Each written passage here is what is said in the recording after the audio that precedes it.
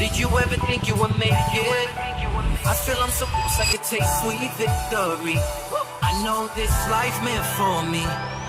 Yeah, why would you bet on Goliath when we got Bet David? Valuetainment, giving values contagious. This world of entrepreneurs, we get no value to haters. How they run, homie, look what I become. I'm the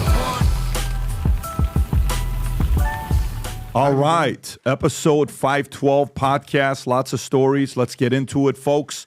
A few things. Again, I see a story here, Vinny. I don't know if this is like a true story or not. The fact that this guy, Jack Smith, wants to drop everything. Is that really the case? Yeah. Is that weird? Is that really the case? Yeah. I think they did it already. Wasn't Jack like all about going after Trump? So now that he's the president, like, oh, let's drop it. He's innocent, right? What a great turnaround. Good for you, Mr. Smith. Anyways, we got a few other stories. How odd. We got 2 seconds late, but we got a few other stories. So Rachel Maddow takes a $5 million pay cut. And you have to see the reaction to this one meme that even I fell for. You got to see this reaction. It's hilarious. We'll show it to you. Sunny Hostin apparently is doing, 4 more legal notices, which is she's apparently like, hey. She got lawyers. She's now the legal correspondent for The View. That is wild to see that, constantly. Anyways, we'll talk. By the way, there's a clip. I don't know if you've seen it or not, folks. It's her ancestries being linked to slave owners. And have you seen this clip or her reaction? I think I have. It's incredible. Her reaction. So her family owned slaves. Her family were slave owners. This is race baiter. So she It would is just officially kill me if it was like right. I mean, she's tied to it. So, anyways, Meghan Markle. This is for some people that are in very good relationships. This one's going to be tough for you. Meghan Markle released a statement after solo Thanksgiving appearance amid professional separation from Prince Harry. And there's footages of Prince Harry secretly celebrating. But I mean, that's here and there. I mean, we don't have it, but it is what it is. China looks at Musk as conduit to Trump, seeking to ward off harsh policies. TikTok seeks Musk's guidance. Bezos denies Musk's claims Amazon founder predicted Trump would lose election. And Bezos responds, you got to see that tweet exchange between the two of them. And then we got Bill Maher and Neil deGrasse Tyson clashing. This is actually made for TV. We'll show that.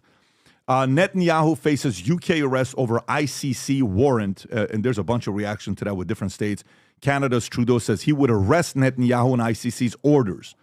This is Trudeau, which, by the way, that's a whole different mess. He's saying this while he's also at Taylor Swift's concert, celebrating while there's a ton of things going on in his country. Well, Trump is going to put tariffs on him. That's right. Here very soon. You're right. We're going to talk about that as well. Joe Rogan unloads on Zelensky and saying, F you, man. Military-industrial complex as fears of World War III grow. Meanwhile, a bunch of other things react. I think the boxer Klitschko. Rob, we have that reaction as well, right? When he reacts to it. We'll show that. Donna Brazil. We kept bragging about jobs. When working, 2 can't afford things. Mom can't proceed with gender-affirming care of preteen son, dealing dad brutal blows after years-long fight, lost all parental rights. I already told about Justin Trudeau. Goldman says 2025 will be year of generating income. McDonald's to add McValue menu to boost meal deal offerings. And then meet the couples putting mortgages before marriages. We'll talk about that. And oil price drop 20% in the next 2 years if the U.S. implements tariffs. Goldman Sachs says, and Jamie Foxx addresses whether Sean Diddy Combs was responsible for his 2023 hospitalization. Just kind of weird. What's up with that? And then a couple bonus stories. Microsoft says massive Outlook and Teams outage is mostly resolved. Macy's found a single employee bid $154 million worth of expenses. This Macy's employee hit $154 million. Did he buy an island? What the? First of all, I don't even know how you do it, but we'll talk about it. He was hired by the Defense Department. He's now doing their accounting. Pentagon. He works for, this person works for Pentagon. Now, that's a good one.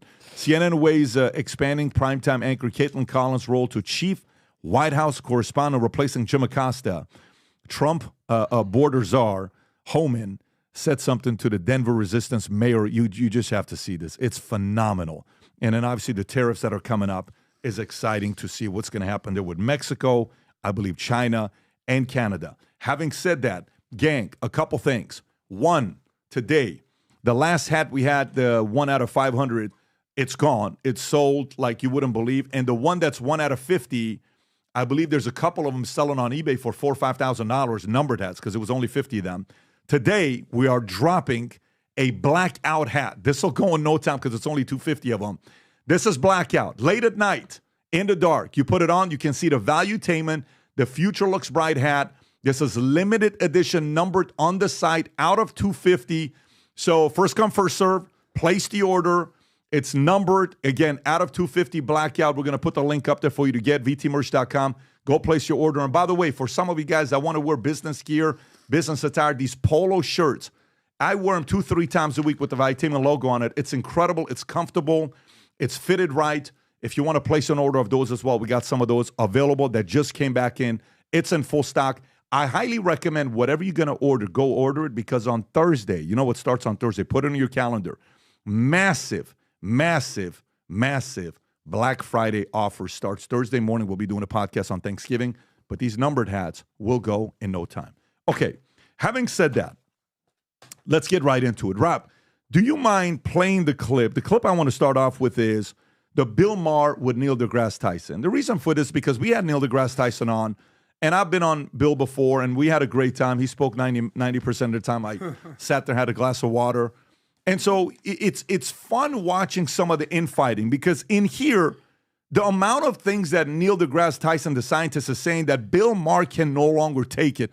Vinny, I think it's a couple clips, right? It's not just one or two clips. There's this one, there's another one, and then I have an old one that he was talking about something about the trans. Rob, play this clip first. Let's react to it. Go for it. Scientific American, the magazine. I remember when it was around when I was grew up with it, yeah. Grew up with it. Yeah. Okay. Well, their editor had to quit. You saw this.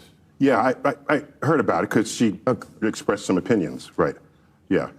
Okay, sure, but it sure didn't sound scientific. It didn't sound like the person I would want to be running Scientific American. Okay. It was a rant on Twitter. Okay, I could read it to you. It's really ugly. You know, I apologize to younger voters that my Gen X is so full of fucking fascists. Okay, I'm not. Okay, I'm not a gasket right there. I'm not for. All right. Yeah. I'm not for canceling anybody on either side. Yeah. So But here's what I think is the scandal. What? This is in Scientific American. Yeah. Less than a year ago. Inequity between male and female athletes is the result not of inherent biological differences between the sexes, but of biases in how they are treated in sports. That's nuts. And it sure ain't scientific, and it's in Scientific American. And that's why the Democrats lost the election. It's true. Bill, every 20 minutes on your platform, you come up with another reason why the Democrats lost. No. You already have the answer. They lost the election. So anything you say is why they did it. First of all, you don't watch this show, so you don't know that. I know you don't, and it's okay. But you talk as if you do, and you fucking don't. And that's okay. Just don't bullshit me. That's the one thing people can't ever do on this show is bullshit me. And that's fine. But I don't say that. I have very good reasons. But engage with the idea here. What I'm asking is, Scientific American is saying, basically, that the reason why an WNBA team can't beat the Lakers is because of societal bias. What you're saying is not Scientific American says that. An editor for Scientific American says that, who no longer has the job. So don't indict a 170-year-old magazine because somebody... Okay, this is called Scientific American, and they're printing something because someone enters the cesspool that is social media and then participates in that exchange. So why can't you let's talk about science. Why can't you just say this is not scientific and Scientific American should do better? Well, does she still have her job? No, not because of this. I said the scandal is not her tweet. The scandal, because that was like a year ago, was it? Which one was a year ago? I think a year ago, women still couldn't beat men in basketball or any other sport. And it wasn't because of society. You don't see a problem By the way, here? long-distance swimming, women might actually have the advantage. You can look into that. Okay. Yeah. Maybe long-distance swimming, yes. Okay. Yeah, just, I've looked into it. Yeah. He looks, by the way... Well, I'm going to file you under part of the problem. You can pause it right there. So what do you think when you see this, Vinny? I mean, to me, Neil deGrasse Tyson is probably the dumbest smart person I've ever seen, like on the planet Earth. It's like there's like you see, and I love this when it's Democrats, Pat, going at it, and now you see where the Democrat liberal line is, and then where they start saying far left. This guy can talk his way into anything. Like, and this is a clip, PBD. You showed this a while ago. This is him about transgender. Like, think about this. With all the science is out the window. If you wake up in the morning and you think you're a girl and you're a biological man, then that's what you are, and that's what people should accept you at. I think it's conflating two separate things, and it's just this is when smart people are trying to go way too intricate and break things down. Can we play this clip really quick? This is Neil deGrasse Tyson when it comes to the trans and what you think and what you believe that you are. My point is, apparently, the XXXY chromosomes are insufficient because when we wake up in the morning, we exaggerate whatever feature we want to portray the gender of our choice. What is he even talking about? Either the one you're assigned, the one you choose to be, whatever it is. And so now, so now just to tie a bow on this. Put the bow on it. I say to you, somewhere I think I read that the United States was a land where we have the pursuit of happiness. But so science goes out the window. Suppose no matter my chromosomes, today I feel 80% female, 20% male. I'm gonna put on makeup. I'm gonna do that. Tomorrow I might feel 80% male. I'll remove the makeup and I'll wear a muscle shirt. That is disturbing to listen to. And so here's my thing. So and I remember how we always talk about the money and follow the money, Adam. We always go back. What is his agenda? What is his goal in saying stuff like women can actually compete? And think about it. He actually did the research to find one thing, Tom, where statistically, and one thing out of all the sports, women might have an edge on men in long distance swimming. So there has to be something up. For somebody that smart to say something dumb like that, there has to be something behind it. There's no way he really thinks like that. There's no way. And I think the example he was looking for in long distance swimming was I think she was a Floridian, Rob. Help me out here. Diana Nyad. But she tried several times to swim to Cuba or something in these incredible long distance. So he's using this one woman, apparently, that tried, and Diana Nyad. And she was an incredible athlete. She's out there trying to swim to Cuba and trying to swim to the Bahamas, set all these records back and forth. So he's using her. When the men that tried got bored and wanted to stop for a beer. So that's what really happened with the long distance in the water problem. So it's like, you know what? I've been doing this for about 5 hours. You think we could stop and just maybe watch a ball game or something? Yeah. But the issue with Neil deGrasse Tyson, this is what happened when a person who is genuinely intellectually gifted, you suddenly dive in to the opinion and the pool of wokeness. Yes. And suddenly you get boiled like a frog and you sound nonsensical because he is trying to support the opinion of woke, the opinion of that side. Well, Bill Maher destroyed him. And Bill destroyed him on Scientific American. But this is what's going on. This is why he sounds dumb, is because he's an incredibly smart guy making no sense trying to hold Even up Elon the and him had an opinion issue. of woke. So here's Eric posting. Rob, can you zoom in a little bit for me to see the last time? I want to give credit. Abenante, he posts his tweet on November 22nd. It's an exchange between Maher and Neil deGrasse Tyson. Elon at the top responds and says the following.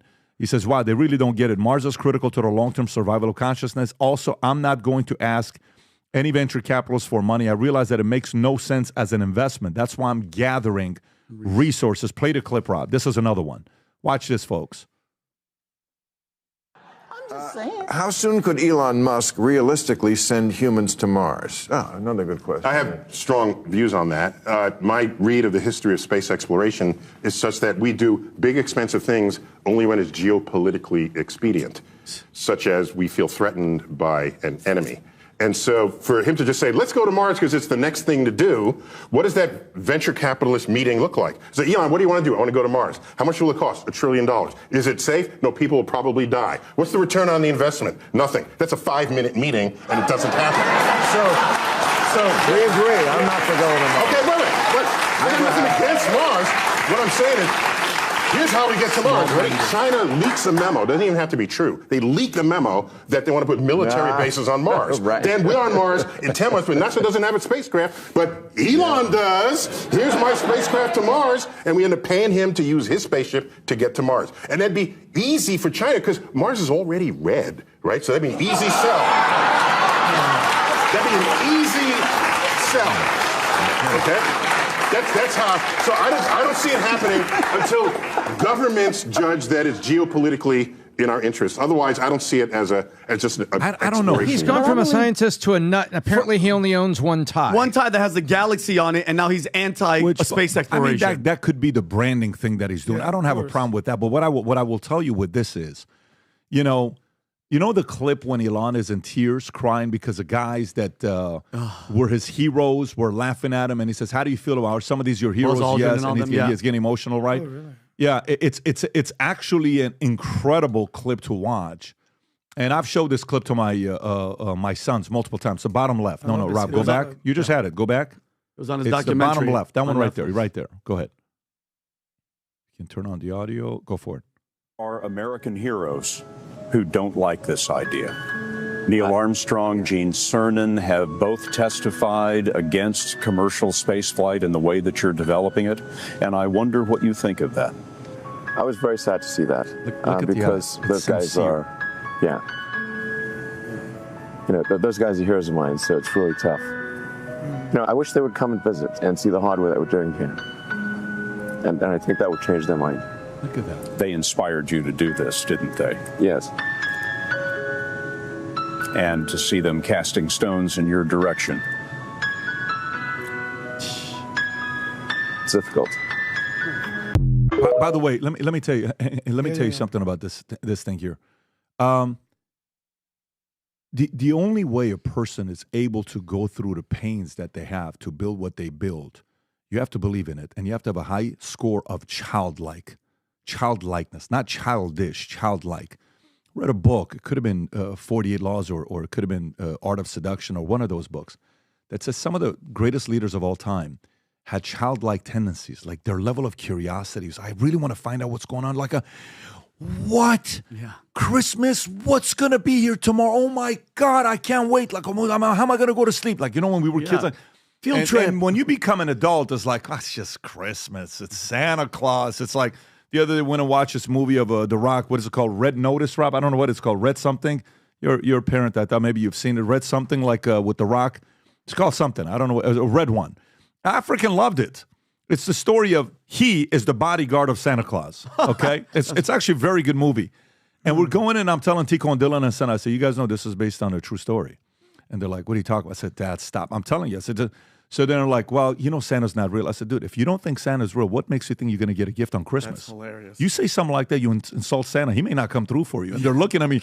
They know. Yeah. But there's a second of it where it's like, maybe this motherfucker, maybe it's like, right? So what's the point? The moral of the story is this. Here's the moral of the story. The moral of the story is you have a guy.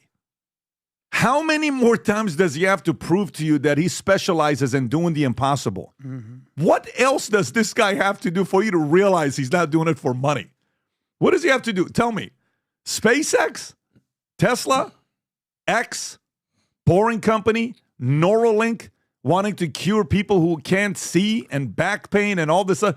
What else does this guy have to do? And he's the number one there's this video game that he's the number one player of Diablo. How the hell do you pull? And he's got 12 kids. He's had 12 kids. He's got 11 kids, right? How do you pull all this stuff up? And then you sitting there who hasn't built anything ever, you just read books all day and you went to school and you got good grades. You're criticizing a doer? There is nothing more embarrassing than a person who is from academia sitting there with their suit and tie on, criticizing a guy that's on the ground, on the floor, getting down and dirty, building a business, trying to do something that other people simply don't want to do because they got so much money and they just want to go to parties. And this guy wants to build something. Anyone to say something like that? It's just a bad look. It's an embarrassing look when you say something like that. And by the way, kudos to Bill for as much as he's part of that camp and he's part of that community to sit there and say, dude, I can't effing take any more with this shit. Freaking, What else are you going to say next? Yep. That Kamala's a winner? What else are you going to tell me? I'm going to have to sit here and listen to the stuff you have to say? Anyways, that's my thoughts. Adam, I'll give you the final thoughts before we go to the next you really story. took the words out of my mouth. I'll tell you why. Because the most glaring thing to me between Elon Musk and Neil deGrasse Tyson is one is a capitalist and one is apparently seems to be a socialist. Do you know the names of the companies that Neil deGrasse Tyson has built? Do you know the names of them? Zero. He's never built a company. He has 0 companies he's built on his resume. This is a living, breathing example and metaphor of a capitalist, builder, doer, versus what appears to be a socialist professor who basically is aligned with the progressive left. And what I loved about COVID is some people got better and some people got way worse. But no matter what, everything and everyone got exposed. All the bad ideas got exposed. All the bad policies got exposed. By the way, do you know where Neil deGrasse Tyson got his bachelor's and his master's? Take a wild guess. California? Nope, you're close. Where? Harvard and Columbia. Oh, weird. The elite Marxist institutions of our time. Now, there's people that went to each of those universities that have done great things. I'm not saying that everything is uniformity like that, but Name 2. we've seen what happened with everything that 1,200. happened. That's but we've seen what happened everything since basically COVID on October 7th. So there's a difference. Vinny, you said it. You sort of said it. There's a difference between being smart and well-read and wise and being a builder. Elon Musk has built how many companies that you just listed off? Bing, bing, bing, bing, bing. Listen. Neil deGrasse Tyson, Maybe zero. you said COVID and everything. Maybe because hey, if I had to guess, he's gotten the vaccine and 9 boosters. That's probably affecting his brain because something's off. And just think about it. Off with that guy. He's arguing with Bill Maher of what's a man and what's a woman. Yeah. Bill's like, no. You lose all your credibility. I'm a classic liberal, and you're not going to win this argument with me, Hoss. Yeah. And by the way, I'm going to give myself a little bit of credit right now. During the election night, which was amazing. Thanks, shout out to the team. We just did that event. You said, what are the reasons, biggest things, top 5 things? And I said, listen, I think this thing with Dylan Mulvaney and the Bud Light thing, because that was sort of the tip of the spear of this, what is a man, what is a woman? Yeah, that upsets you. That really pissed you off. And I think we should get because you're an ally of the community. 100%. The straight dudes who like hot chicks community, love that community. But the Dylan Mulvaney thing was sort of the tipping point and metaphor for, hold on, you can't even identify this. Dude, the president of the United States, Joe Biden, or what's left of Joe Biden, sat down with Dylan Mulvaney to have a conversation with women. Yeah. Are you kidding me? Yeah, $27 billion loss to Bud Light. And like, I remember the day, like it was Easter, and on the same day, I was at model volleyball doing what we do. It was the same day that was Transgender Day of Visibility. They reminded us, And the White House sent out a Happy Easter, and 5 minutes later, and also Happy Transgender Day of Visibility. I'm like, come on, guys. Yeah. How many different holidays did you say they had, PBD? 147. 140. But listen, shout out to the gay uncles out there. That's as of a year ago, guys. Okay. That's climate. So don't disrespect It's probably a day right now. Don't it's probably disrespect, today's probably Gay Vinny Day. By the way, let me just show you something here that I think, Rob, if you can I'm pull up. disappointed in Neil You know what I deGrasse love? Here's what I love. Okay, we asked a question about baptism on how many people watch and change their minds and like, shit, maybe I was wrong. Maybe this is this. Growth in life is to go through those moments that we're all going through, right? Every single year. This is one of my favorite clips that they had. These guys had me react to this clip, and Adam's seen it, but I just want to show it to everybody to know this is Adam's 4 years ago, folks. What is this clip. Go ahead, Rob. This guy was smart, but not wise at the time. Doesn't bring that out of people at all. For the fifth time. This is where the audience gets upset sometimes because you don't answer questions. No matter what you For the say, fifth you're not time. going to convince me to vote for fucking Trump. So whatever, by the way, whatever way you want to pose the question, I'm not going to say you got me. FYI, that's when you lose people, brother. Why? That's when you lose people. Because I'm not willing to say, all right. No, let me explain to you why you lose people there. If you're saying an AOC or a Ilhan Omar, I'm not interested in them either. Impossible. Oh, they added the echo too. Can I hear the end of what you said here? No, it doesn't have it. That's the point. Gotcha. It doesn't have it. But we had, by the way, we had many, many more of those moments. But it's good to see that this comes down to power versus force, which you always talk about. Yeah. And what's in the middle? Just being able to be reasonable. No, it's above middle. Middle is just so you know. Yeah. No, the number one level, which is very weird that Neil is not going to. Right. The number one level is the courage. It's courage. The power of consciousness, first level of consciousness, where you're going into a good area is the courage. The courage of what? To get in the ring. You could be wrong. The courage of talking to somebody, you could be wrong. The courage of a debate, the courage of a conversation, the courage of that. Right there, if you look at yellow, the third aisle, you see courage. Boom. Then neutrality, I can talk to everybody. Then I'm willing to talk to everybody. Then I'm accepting that I was wrong. The acceptance, that's where these guys can't do it. The left is not even at courage. Right. They're dropping courage to pride and anger. By the way, do you have the clip from Scott Jennings? I love him. Who, by the way, Scott Jennings is single-handedly keeping CNN in business. Yep. Is this the clip, Rob, where they're telling about Twitter? Is this the one? Yep. Yeah, this is the one. Watch this. So check this out. CNN itself does a poll to show that the most fair platform is Twitter. We reacted to this. Play that clip, Rob, just to kind of show this to you. Watch this, folks. Okay, go ahead. This is CNN reporting on this. And one of the big reasons he bought Twitter/X is because he wanted to make it his own platform, remake it in his own image. 22, and I think this really gets at it. Look at this. 65% Dem, 31% GOP. Among those who regularly use X/Twitter for news. Back in 2022, 65% of those who regularly used Twitter/X for news were Democrats. Just 31% were Republicans. Look at where we are today. Just a completely different picture. Now it's basically split this between is Democrats CNN. at 48%. Remember this. Now let me show you this Republicans. clip. Go ahead, Rob.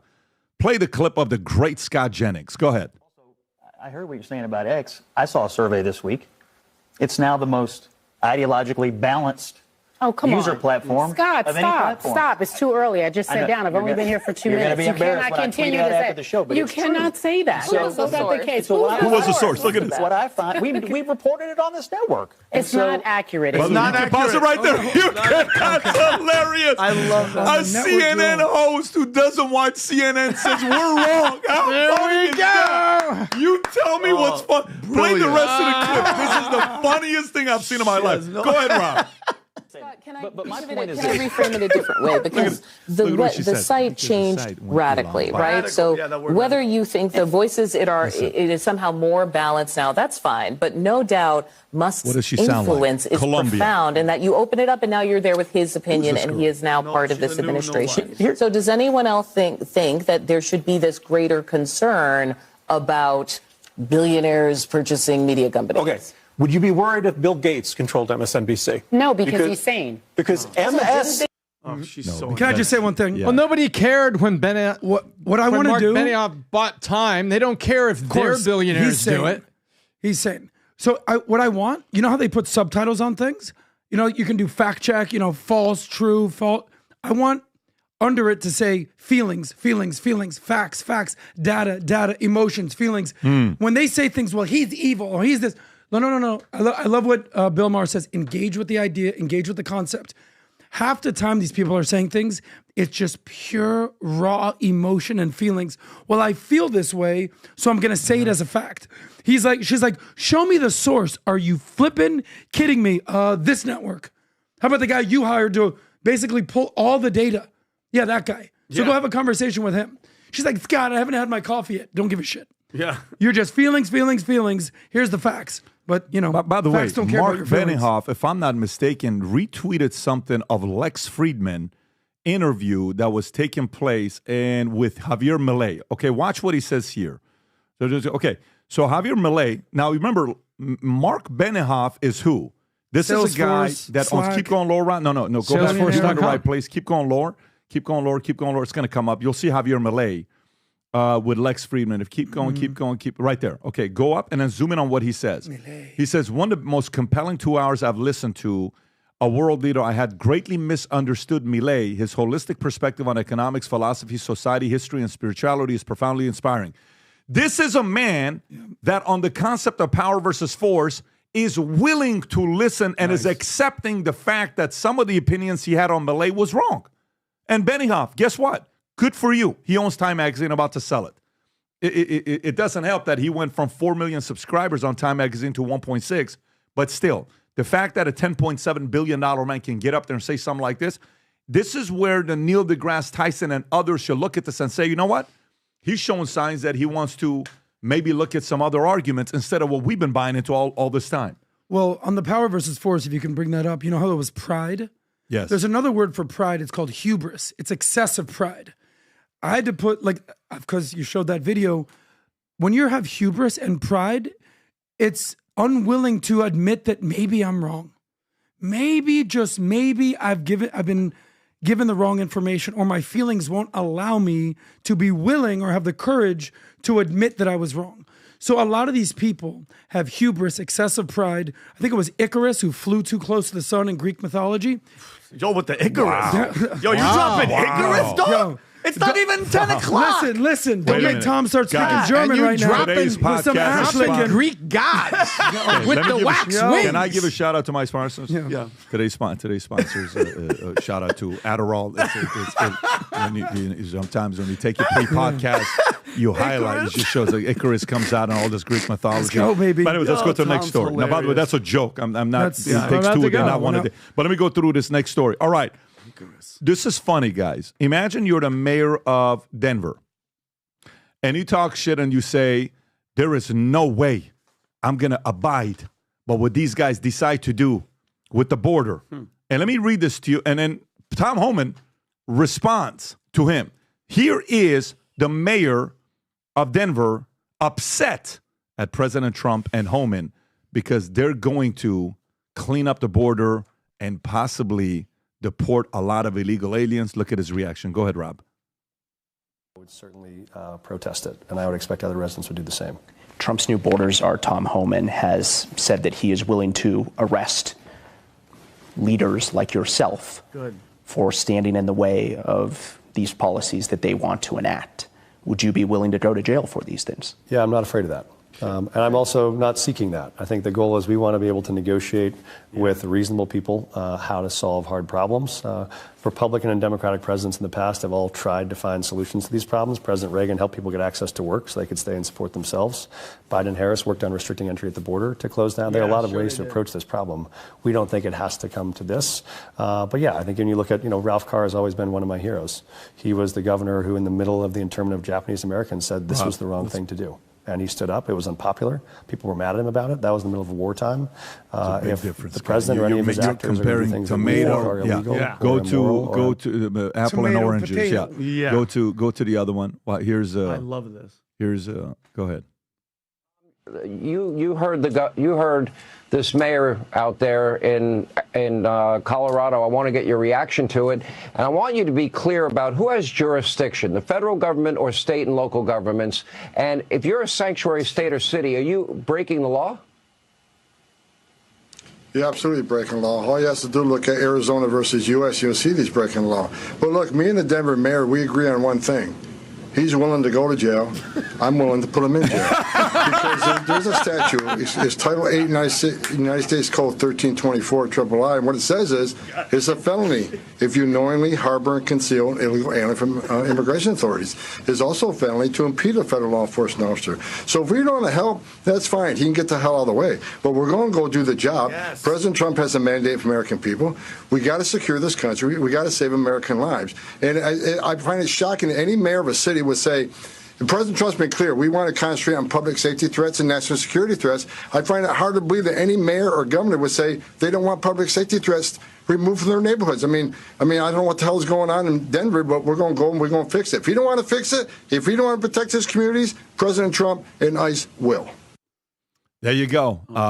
A guy who is a doer, scaring the hell out of a guy who is a people pleaser. Okay, one side wants to sit there and act like it's same thing that happened in the past. You're talking about letting people in illegally. Why do you think you did that?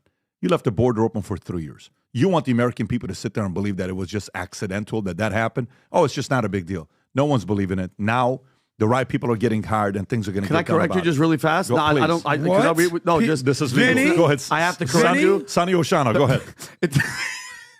I like to make a legal statement. No, because you said 3 years. No, it's still open today, PBD. It's going to be 4 years and going until January 20th when this thing is going to get shut down. So it's been 4 years and it's nonstop. And for him, you notice how he was like, I'm willing to go to jail. I don't want it to get there yet because that type of guy would never last a day in prison with that attitude, and I think it's.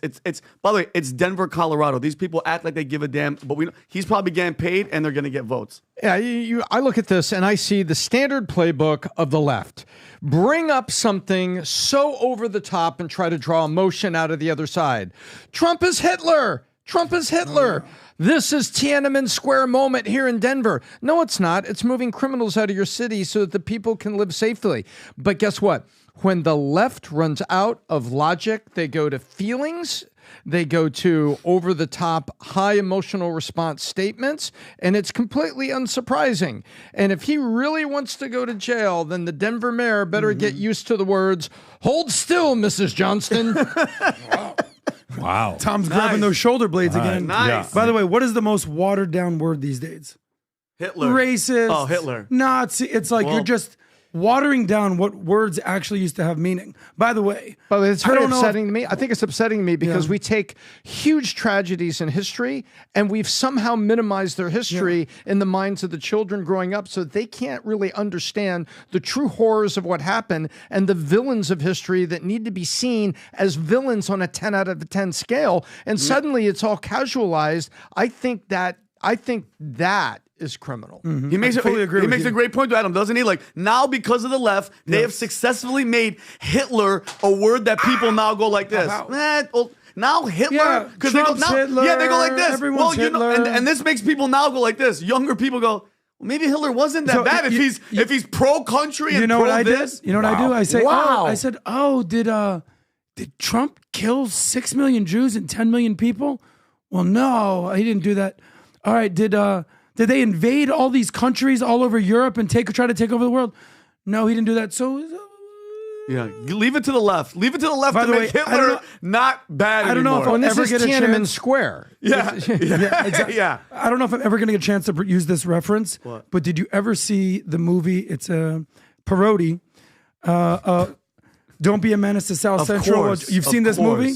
Of course. When he goes, "Lock me up," everyone's like, "Yeah, throw away the key. Throw away the key. I ain't scared to go to jail. I ain't scared to be in a cell with a man with the soap running down his back of his ass." And everyone's like, "Whoa. We just said we're trying to go to jail."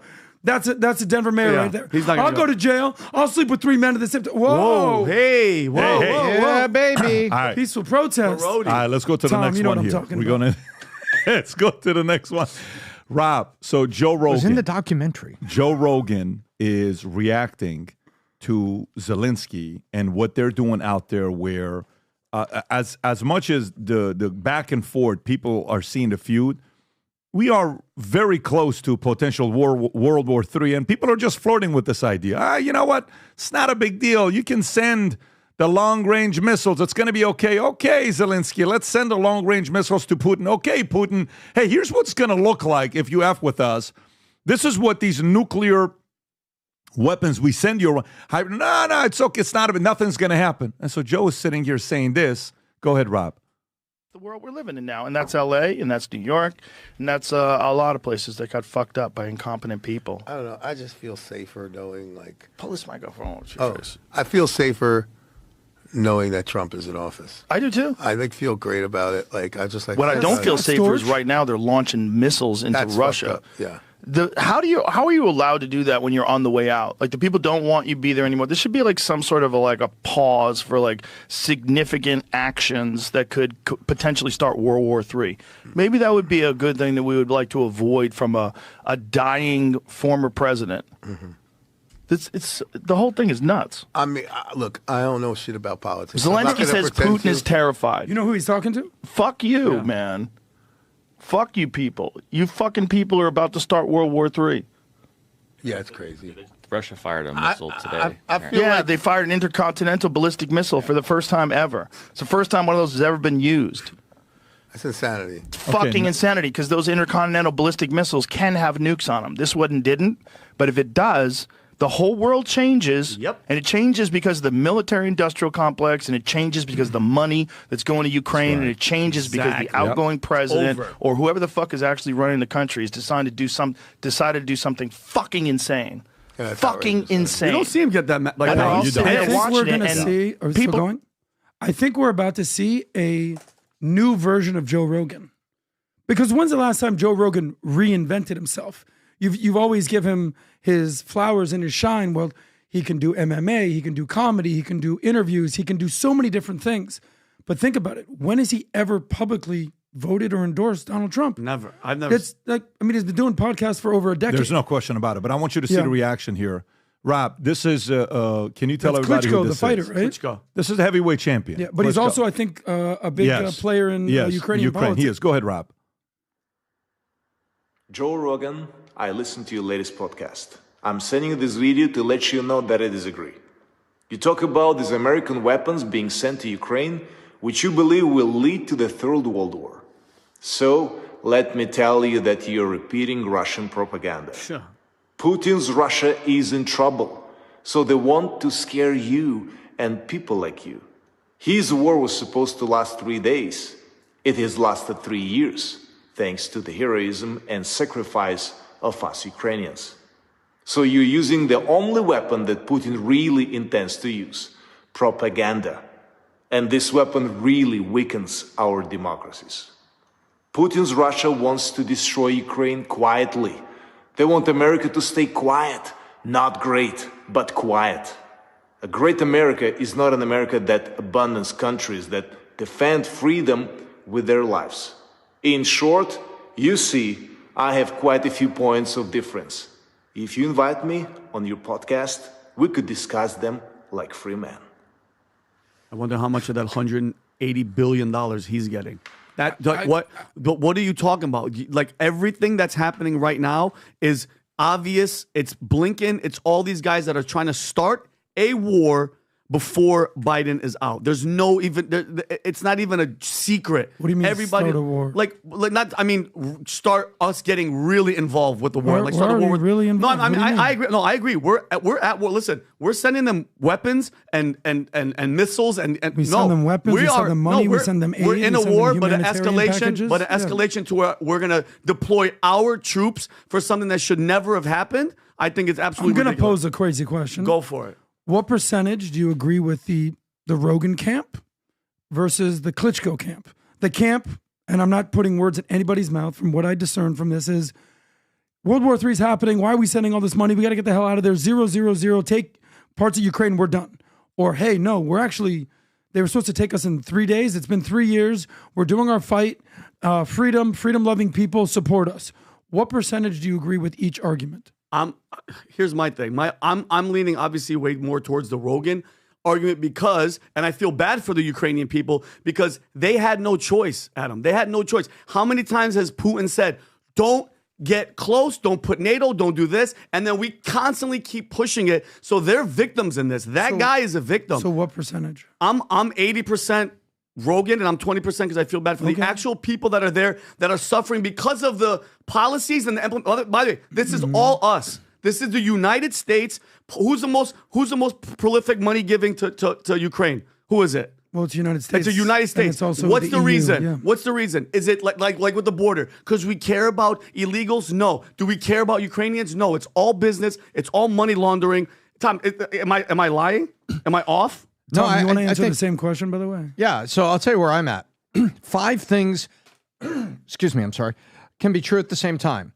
The military-industrial complex is taking advantage of a war and selling and making a lot of money because a lot of our money, absolutely factually, it's proven, is making a U-turn. Yes. Billions go there, billions Come end up back. at General Dynamics and Boeing and United Technology, Weapons, Pratt & Whitney, all that. Yep. Okay, so military-industrial complex, corrupt, check. Ukraine's leadership and diplomats and Ukraine is corrupt and has been. Check. The Ukrainian soldiers are bravely fighting for what they believe is their homeland. Check. Russia is completely out of line to go take land, but was provoked on the whole NATO question going back 25 years. Check. And Biden is being a complete fool, playing into the hands of military-industrial complex, trying to kind of escalate things and trigger Putin. Check. I think all of those things are true at the same time. And I think the boxer, Mr. K, is Vitaly Klitschko. Klitschko. He's the mayor of Kiev. He is heavyweight champion of the world at one point. Right. I think he is. So is his brother, I want to say. Right. He is saying, as a Ukrainian citizen, that he's looking around and sees Ukrainians bravely fighting for the soil of their homeland. That can be true. And so I see this all together, that the war should have never started. Russia's trying to take land. They should go back. But my fear, and I said this before a week ago, the way we solve wars nowadays is we negotiate treaties and somebody gets something that they shouldn't have. I happen to be in favor of the DMZ that was created in the North Korea, the Sinai Peninsula, in Egypt, after Sadat came over the canal, and then Israel said, nope, we want a buffer zone on our side of it that we're going to police it. And so that's what I think. A lot of things can be true at the same time. Yes, sir. We got 5 days left for the month, counting today. December's 31. That makes it 36. January 20th, right, Rob? Yeah. January 20th would be we're basically 2 months almost. Yeah. We've gone under 60. Yeah. And so 56 days, 55 days left till the day. I'm telling you, there's certain, as a kid, you look forward to Christmas, hurrying up and coming to get the gifts. Yep. As a citizen, you want that day to come as quickly as possible because you have no clue what Biden and Kamala are not on the same page. Nope. Biden's doing events. She's not invited. The turkey thinks she wasn't there. She was on a plane waving with a blue suit on. She's in Hawaii right now, chilling at one of the donors' house. After $1.5 billion. Rumors came out. Did you see the stories? The rumors came out that was reported on the fact that out of the $1.5 billion, everybody's wondering what happened to the money. Yeah. There's even stories about people saying that money was made because when you get $1.5 billion, guess what people are asking? Consulting firms. Hey, PBD, 250 billion. No. I'm talking campaign. Oh, Kamala gotcha. Harris I thought you campaign. meant Ukraine. My Kamala Harris apologies. I'm campaign. sorry. Let him go. $1.5 billion. Where is that money going? Who's getting the money? The $1.5 billion. Where is that going to? Rob, is that it? No, sorry. This is an email because I'm a registered Democrat. This was the first time that I've ever, from my entire life, this is the first time Hang on. Go that ahead, I Rob. ever voted for a Republican candidate for Donald Trump. But this email I got on the 18th of this month, 13 days after the election, where the Harris campaign is asking for more financial contributions. Why would you need more money after the election is over? So, but here's the part. That's for the $20 million to make up. Now you got Obama and Clintons that are disgusted, and they want nothing to do with Kamala. There's a scene with Bill Clinton saying he knew this was going to happen. Like to him, he's like, he knew Trump was going to win. What do you mean you knew Trump was going to win? So out of the $1.5 billion, who got the money? Did some people take $50 million consulting fees, $20 million consulting fees, $5 million consulting fees? Where the hell did the money go to? Where is this money? What happened? How do you spend $1.5 billion that quickly without being intent? So where am I going? Here's where I'm going with this. There's still 55 days of these guys still being in charge of everything. And who the hell is in charge? You watch Biden, he doesn't make any sense, right? So for me, on what happens here, I understand what Klitschko is saying, for sure. Adam, you are Jewish. So you're going to have some positions that are going to be you. I'm a Christian from Iran, Assyrian, Armenian. I'm going to have certain positions that I have, which is, going to be whatever it's going to be for me because I've seen it. That's my life. Vinny, military, vet. Yesterday, a guy, one of the guys I was interviewing, he says, I was in the military, did 3 tours. I said, why'd you get out? He says, because I disagreed with the reasons why we were going to war. I said, we have another guy here that agrees with that as well. Same reason why he got out. And he was Airman of the Year in Air Force. Vinny. Tom. Diehard Blue Jays fan, Toronto Raptors fan. He's Canadian. I mean, you can't blame him, right? This is a guy these things happen from Canada. He likes Coke and a beer, but everybody somehow, some way. Vince was better than MJ. That's his argument, right? I understand their positions. That doesn't mean you're right. I understand why he would choose Ukraine. That doesn't mean he's right. I understand why Russians will side with Putin. That also doesn't mean they're right. We're Americans. We have one goal. You know what the goal is? No war. That's what the outcome is. What the hell can we do to stop any of this stuff? Because if a nuclear bomb goes, guess what happens next? Everything else is the domino effect. It's one by one, and it can get... Remember how quickly... Remember when December of 2019, they were saying, I don't know if you remember this, circulation about a virus. December of 2019. And we're like, what are you talking about? Yeah, there's a coronavirus China virus we have to be careful with. Yeah, all right, whatever. What are these guys talking about? No, first case. Rob, can you pull up first case coronavirus 2019? And didn't they say Wuhan wet lab, wet market? Yeah. Something with a the bat. market in Wuhan. They didn't say lab. So watch, okay. So coronavirus in Middle Eastern MERS, the SARS developed into bats. COVID-19 first appeared a small scale in November of 2019 with a large cluster appearing in Wuhan, China. When? December of 2019. Okay. And we're kind of hearing stuff on the news. How much were you really paying attention, folks? Be honest.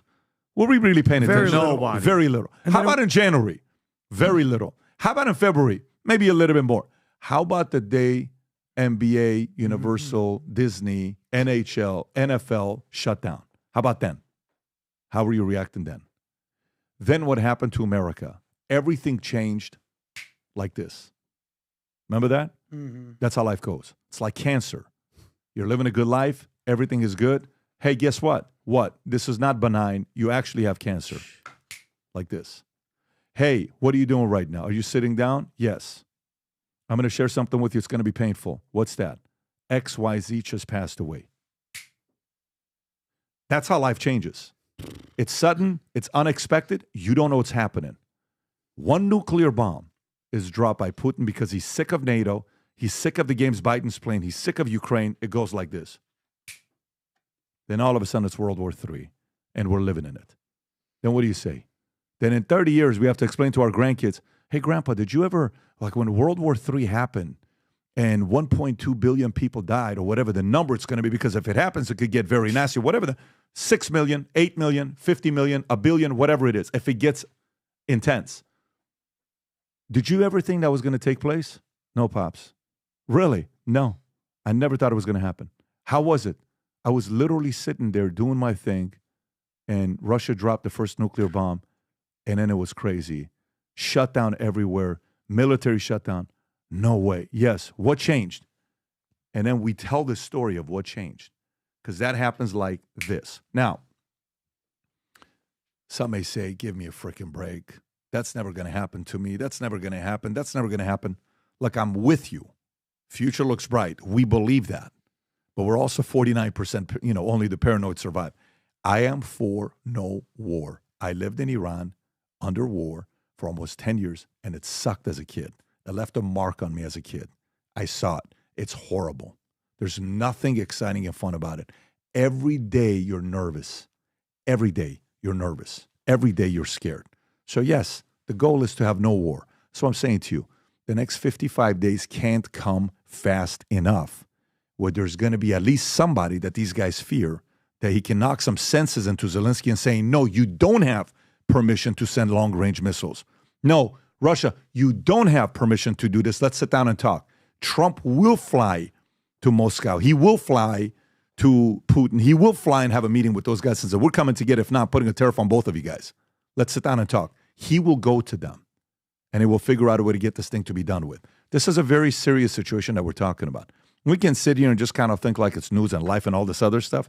It is. They're playing with fire. So Rogan's position, I'm not speaking on behalf of Rogan and what Rogan is saying, but I understand Rogan's sentiment that this thing can go 0 to World War III in no time just because these guys want to sell more weapons and money and revenue going up because you need more hypersonic whatever for us to make. Like imagine if you make that product and you're in a meeting. So how is the forecasting looking for 2025? Oh, shit, what are we going to do? It's not looking good, sir. Why is that? Because we're at peace. Everyone's getting along. Well, what's wrong with you? We can't have any peace. How are you going to hit your numbers? Sir, no one's buying right. Well, you need to create some kind of tension for people to think that something's going to happen for them to buy. We need the next propaganda. What's the next big propaganda to scare people into buying new weapons? Like, what's your sales pitch? How do you sell it? In life insurance, when we sold, guess what we talked about? Mary, John. Yes. You guys have life insurance. Hold my hand. No, we don't have life insurance. We don't. Many times they look like this, by the way, because I was in that market. Mary, John, do you guys have life insurance? No, we don't. Then I would say, John, what are you going to do if, God forbid, something happens to Mary? What are you going to do? Well, I'm going to cause it. Maybe I hope she's covered. Look at this beautiful couple. By the way, John. By the way, but you know what it was? You would sit there and say, John, Mary, what are you going to do if John passes away and you got 3 kids? What are you going to do? Then you know what you would ask John? You would ask this question, John. If she fell in the hot tub tomorrow with a toaster. But hear me out. On a like serious that? note, you know what the one question was that the husbands always were willing to make a decision? You know what the one question was? You ready for this question? What do you think the question is? The question was this. Vinny, let's just say it's you. You're married. Visualize you're married. Okay. Okay? Tom, you're married. Would you like Kim, let's call your wife, Frederica. Mary. Okay, Mary's good. More Marys. Would you like her to be forced to marry a man due to desperation of money? No. Or would you like her to have the choice to marry somebody that she feels can protect your kids because their father's no longer Option here? B. I don't want her to get married, period. As weird as this is, it is a real question to be asked. Because many wives whose husbands didn't set them up financially, they just marry anybody. Yeah. Because they need somebody to pay the bills. Got it. If they have 3 kids and they're homemakers. Make sense? Yep. So in a situation like this in the boardroom, they're like, hey, man, how are we going to hit these numbers? We need more war. Jeez. How do we create more war? Yep. This is a reality that we're in right now. And again, 55 days, guys. 55 days. It's going down like this. Countdown to 55 days so somebody can come in and say, hey, pump the brakes. We're not going to war. Anyways, let's go to the next story here. Next story, I know, Tom, you got some thoughts on this one here. Netanyahu faces UK arrest over ICC warrant. Oh, let's go. Page 8. Israel Prime Minister Netanyahu faces potential arrest in UK following an international criminal court, ICC, warrant for alleged war crimes in Gaza, which also includes former Defense Minister Yoav Gallant. Downing Street has confirmed the UK will uphold its legal obligations under ICC Act 2001, which mandates compliance with such warrants. While the government refrained from commenting on specific causes, a spokesperson emphasized that Netanyahu would not receive special treatment if he were to visit UK. The ICC actions have sparked political debate, which we'll talk about here in a minute. And at the same time, you got, what's his name, comes out. Justin Trudeau comes out, page 9 it is, and he says the following. Let me see. Does it say, it says page 9 here, but I don't have it. Where is page 9, Rob? It says Justin Trudeau, Canada's Trudeau. Do you see that story? I don't have it here. Is it on 10? Right here. Okay. 9. Canada's Trudeau says he would arrest Netanyahu in ICC orders. He stated on Thursday that Canada would enforce the ICC warrant for Prime Minister Netanyahu, emphasizing we stand up for international law and we will abide by all the regulations and ruling of the international courts. This is just who we are as Canadians. Trudeau highlighted broader goals amid the Gaza conflict, such as aid flowing in, the release of hostages, and return to two-state solution, condemning Hamas while urging for a ceasefire to protect civilians. He acknowledged the domestic challenges for Canadian communities impacted by the conflict, stating, we have to remember who we are, be there for each other, pushing for peace and stability as hard as we can. Tom. This whole thing is borderline ridiculous. You've got 2 countries that are basically at war, one against its will, right? Israel's been dragged into a war, and it is a war. It's not just a border skirmish and a battle, it's a war. And they have been dragged into it. And now you're going to say that all of the leaders that are doing things that are horrible and the people from Hamas and Hezbollah and Iranian leaders that are responsible for things, funding them, encouraging them, and doing all this, the one guy that you say, we're going to pull him over for speeding because, he's done some things and these are war crimes. Some civilians have died. These are war crimes. The one guy the ICC wants to pull over is Netanyahu. Shouldn't there be a long list of other people from Iran and Syria and some other locations? Really? The one guy you want to pull over? And then the UK says, we'll back it up, but you got to remember who's speaking and who the UK is. If you've been to London, you know why they call it right now Londonistan. You know why they call it that. That's not a bad nickname. That's what's going on. And the political climate, just like Minneapolis, just like we have with Omar and our own government, this is the things they say. And so you're not hearing the core of the UK. You're not hearing sensible Western leaders saying, hang on a second, there's a war going on and there's people, should be a whole group of people that's pulled over for speeding here. Look at this. And then you've got Trudeau. Don't look at Trudeau as a Western Canadian. He's a socialist Marxist that was elected by his last name and is doing his best to ensure he's unelected at the first opportunity, which will happen. That's what's going on here. It's ridiculous. This is the liberal side. Of media that's pulling these things together. And this is the liberal side of life that's pulling all these things together. And they're out there. And then you've got, Lindsey Graham, a voice of reason, saying, hang on. If you're going to go follow the internet, the ICC, and you're going to start arresting people, you're going to have some problems with us. You're going to have some serious problems, which is the same thing you're going to hear from Trump when it comes out. It'd be like, wait a minute, who's doing what? Who's going to arrest who? There's a whole list of people ICC should be putting on arrest warrants here. There's a war going on. It's terrible. It's horrible. Civilians have died. It's horrible. But this is really ridiculous. Yeah, I mean, just a quick list of... Do you understand how the ICC works? So, there's the United Nations Security Council. I think there's 5 permanent members on the UN Security Council. So there's 3 that are kind of on our team, and there are 2 on the other team. So you have the US, you have the UK, and you have France. And then number 4 and 5 are China and Russia. And at any point, anyone can veto or suggest that someone goes to the criminal court of the ICC, the International Criminal Court. So here's who's been recommended to go to the criminal court, but it's been blocked by China and Russia. Do you remember what Bashar al-Assad did to his people in Syria? Hundreds of thousands, if not over 1 million people dead in a Syrian civil war. This good-looking gentleman right here, Bashar al-Assad, 1 million people dead. No arrest, no nothing. And he probably used biochemical. Well, he did. Okay. Ayatollah Ali Khamenei, what they're doing to basically subjugate their people, the thug-like regime in Iran, no ramifications, no nothing. By the way, let's not mention what China and the CCP are doing to the Uyghurs, basically putting them in work camps. And just don't worry about these concentration camps that they got going on. I think even Putin was recommended by the ICC. The point is they're a toothless organization that has they're all bark, no bite. And the United Nations, I used to be like, this is corrupt. This is what's going on. Just think about it. If you want to just put Israel in a vacuum for a second, how many Arab states or Muslim states exist in the world? Take a guess. 50. Okay, give or take. Someone might say, well, it's only 49. Okay, you got me. How many Jewish states? 1. So automatically, if you're not on Team Israel, you're losing 50-1 right here. So thank God the United States is an ally to Israel, and they will at least stand for justice and reality here. Because, and this is a weird analogy here, but you do the body count thing, I'm talking actual deaths. If you look at what's going on in Sudan, you look at what's going on in Yemen, you look at what's going on in countless countries all over the world, you have, in Russia and Ukraine, hundreds of thousands, if not millions of people dead.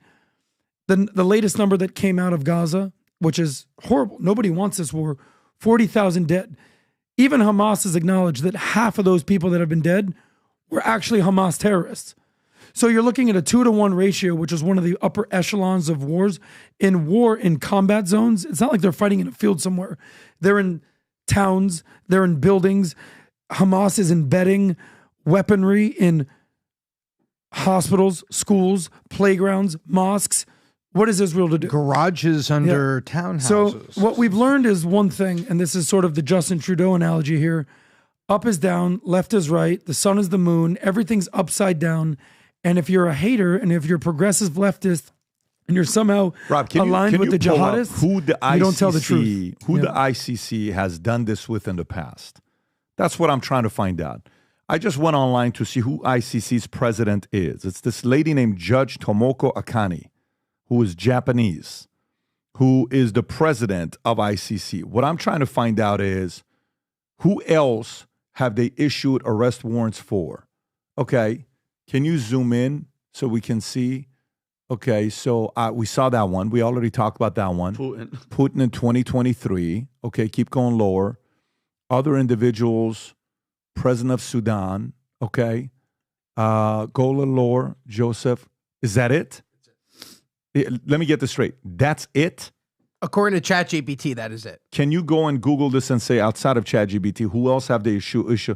So then this means they have zero credibility. They have zero credibility when it's something like this. Yeah. Because for me, if you're going to go out there, who's missing that should be on that list? You mean to tell me Khomeini's not on that list? Nope. You mean to tell me there have to be a bigger list than that? Assad? No, zoom in. Who else have they have? How about maybe the leaders of Hamas or Hezbollah? Nothing. So they have publicly indicted 67 people. So who are the biggest names they've ever indicted? 67 people of these names. Let's see if we know any of these guys. Joseph Kony, which remember Kony 2012? Remember that guy when video came out about what he was doing? Yes. Uganda. So let's go down the list of names. Keep going lower, Rob. That's 67. Keep going. See where the credibility lies. Keep going, keep going, keep going, keep going. Muhammad Ali? Why Muhammad Ali? I don't know. No. That's a different Muhammad Ali. Okay, keep going. If you're trying to come after the GOAT, we're going to Gaddafi, okay, 2011. Another he was killed Gaddafi. before he got arrested. Keep going, keep going, keep going. Now we're in 2013. Keep going, keep going. Vladimir. Keep going. Putin. Okay, keep going. Keep going. And then you got Netanyahu. How long has ICC been around? When did ICC actually become official? What's the year? If you can go up and see when ICC got started. 1998, ICC. So 98 till today, 16. Those are the folks that have gotten it. Interesting. But how many are from anything to do with Houthis? How many are from Hamas? How many are from Hezbollah? How many is from Iran? How many is from what they did? Anything? So then you lose credibility if you're doing something like that, because the amount of damage that's been done by some leaders and, you know, that you're going after, you lose credibility. Now, I can understand a position like that. What would ICC be comparable to, Tom? Like, is ICC comparable to like UN, like WHO? How would you compare ICC? They do have a court at The Hague, and they have put some people in prison. There's one guy that they sent to Norway for 25 years, I think it was. Like, he ended up in prison in Norway. But it's largely a toothless giant, almost like a press release machine. And they hysterically show Netanyahu now as a fugitive. Fugitive, like fugitive from justice. They call him a fugitive on their docket. He's known as a fugitive. They largely have no bite. There's an international coalition that allows it. And it kind of goes like this. You know, I don't know. We're going to go do some stuff this weekend. I don't really want to be bothered with this. Why don't we just have ICC put Vinny on trial, and then he'll just send him to some country that's got a company that operates prisons, and we'll just hold him there. It's like that. Who gives them the authority? The coalition of countries that seem to agree with it. And by the way, this hysterical thing is when Manuel Noriega, the United States, had enough. What did we do? We went in and pulled his butt out of his little palace, took him to Florida, put him on trial, and put him in our prison because we said, we are pissed.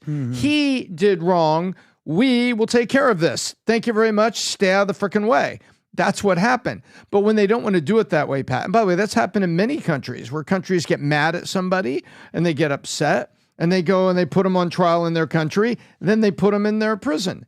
So, okay, boom, that's what they do. Meanwhile, the ICC is like this, you know, they're like the park rangers. Think of it that way. They're the park rangers, you know, and for having an illegal campfire, the park rangers could detain you. Vinny, what do you think about this? The one thing that stuck out in my head was, what page was it? 8, 7? So when he's saying Justin Trudeau would enforce the ICC warrant, what does that mean? Like if he goes to Canada, he arrests. Okay, that's what I was going to say. Right. So, like when is Netanyahu planning on going to go to kill? That's like a threat. That's like By the way, I can't take somebody serious that's at a Taylor Swift concert with a bunch, like this many bracelets, PBD, with a bunch of young girls. Get like one of the creepiest things I saw for the past couple of days was the same guy who pushes this LGBTQ agenda, the trans thing. He is so far left. This is Trudeau. Look at this guy. He's at a Taylor Swift concert, and he was making bracelets and giving them to like really like, what a weird, creepy dude. And like that type of threat, like, here's my thing. Why is he saying something like that? You know damn well Benjamin Netanyahu is never going to go to Canada. Why would he go to Canada? So I don't think he's worried about going because that's what I'm saying. You think if Trudeau arrested him in Canada, oh my God, well, Canada would be taken over. Moments later, Mossad starts going down a list around Trudeau. I'm going to make an analogy right now. Your cousin's missing. Your dog's missing. I'll check your pager.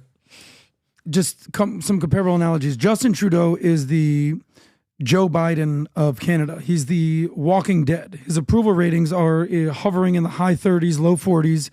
Have you ever seen any videos of this guy, Pierre Poilievre, this guy in Canada, dismantling Trudeau with every single iota of Trudeau's perfect hair and his coif? Justin Trudeau, as just typical playbook. Well, he's racist. He's anti-women. This guy is just slicing and dicing Trudeau.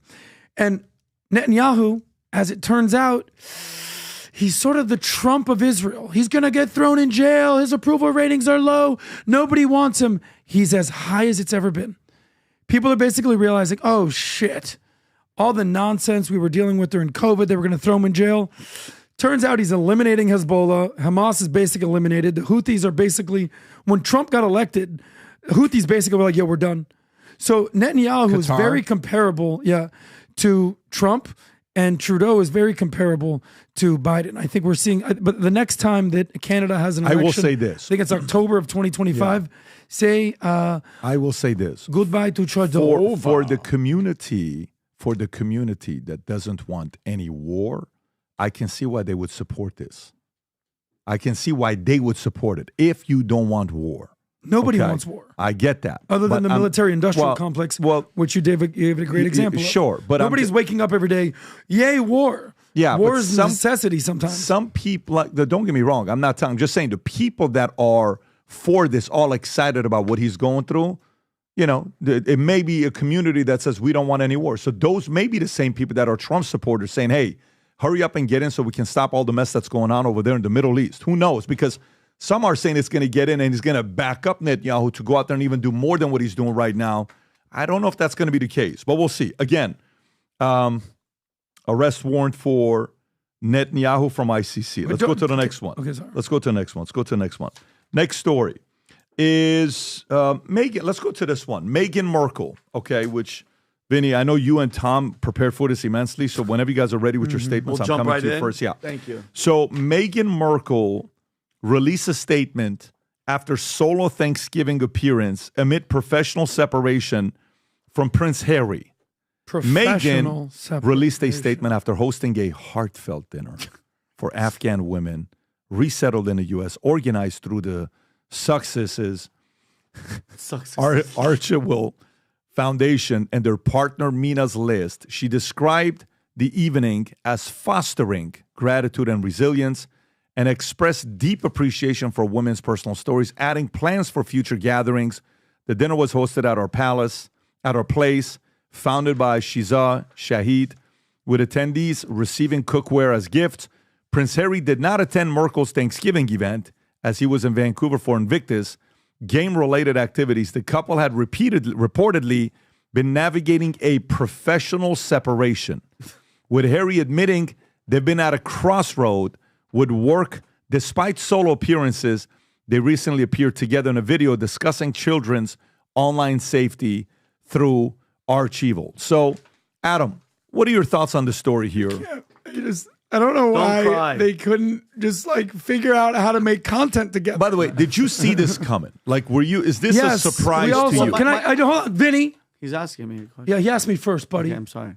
See, that's what happens when there's a professional separation. But we're going to work it out. I'll work it out. So I don't think they're getting divorced. I don't think they're getting separated. Ultimately, I think this means they're not doing content together anymore. It's professional. Is that what this means? I mean, it's going to lead to something bad, because if you can't work together, how are you going to be in a relationship together? You know what I mean? I don't understand that. Number one, I don't think anyone actually cares Yeah, I don't think anybody's losing sleep about this. You know who this falls on? There's only one person this falls on, and that's Prince Harry. Dude, you're the freaking Prince of England, of Great Britain. You pluck up some B-list actor out of obscurity. What show was she on? Suits? Actress. Okay, whatever she is, actress. And you basically remove your titles. You say, I don't want to be a prince anymore. You move out of your home country, the country your family basically runs, to go become a podcaster in LA. You freaking loser. You write a book and upset your 2,000-year-old family. Yeah. Your grandmother dies like the next year or so. And now does he even have a title? Is he even a prince? Prince Harry's a freaking loser. And he basically gave up everything for love. And now it's coming to bite him in the ass. And not that they're going to do content together anymore. Cry me a freaking river. Vinny, what's this again? This is me playing the world's smallest violin for Meghan Markle and Prince Harry. Oh my goodness. I'm sure their kids are going to look like Blake Griffin. She's an American actress. There's an expiration date on all of her relationships, and it's right around 7 or 8 years because a trigger goes off and her agent says, you've been in this relationship for 7, 8 years. You got a couple kids. It's time for the book deal and the Oprah tour. Yeah. Right. And meanwhile, he's part of the royal family and he has an uncle, paragon of morality, Prince Andrew. Yeah. And, and so you're just, here's what happened. Trump gets elected and the tabloids don't have any headlines. And they're like, this is terrible.